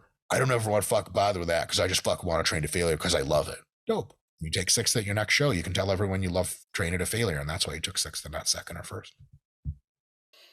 It reminds me of a thread I made. It was something along the lines of, it's like things people say, right? Like, hey, I'm working whilst my competition is sleeping. It's like, it's all good, well and good if you don't need the sleep, but if you need the damn sleep, everybody needs sleep. God damn it! Hurting you. So yeah, it's. But anyway, Mike, I've taken too much of your time now. Thank you so much for it. And yeah, I think there was a lot of nuggets in there, and it's a really fun discussion. I think people really enjoy this.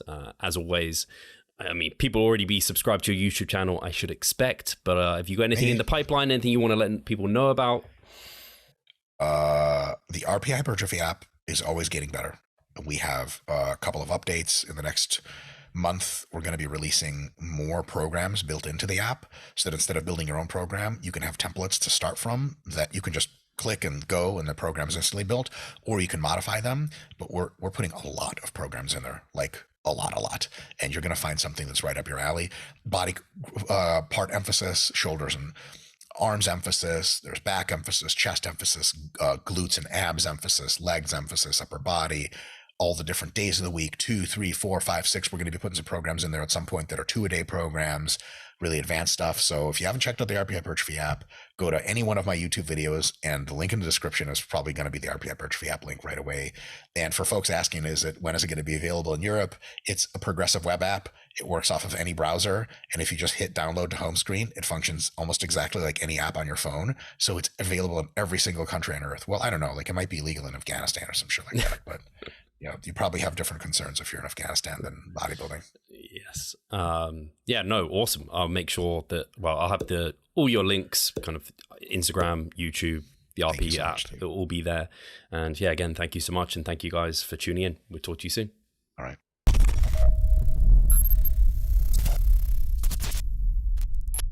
Losing weight fast while maintaining muscle mass.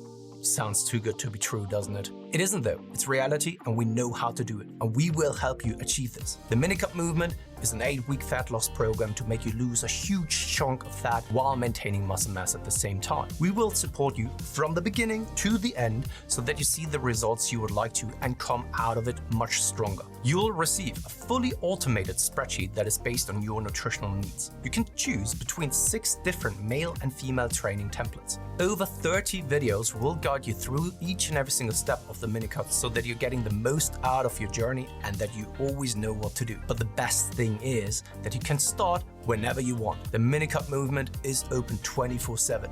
So if you want to learn more or you're ready to sign up, hit the link in the description below. So let's revive stronger together.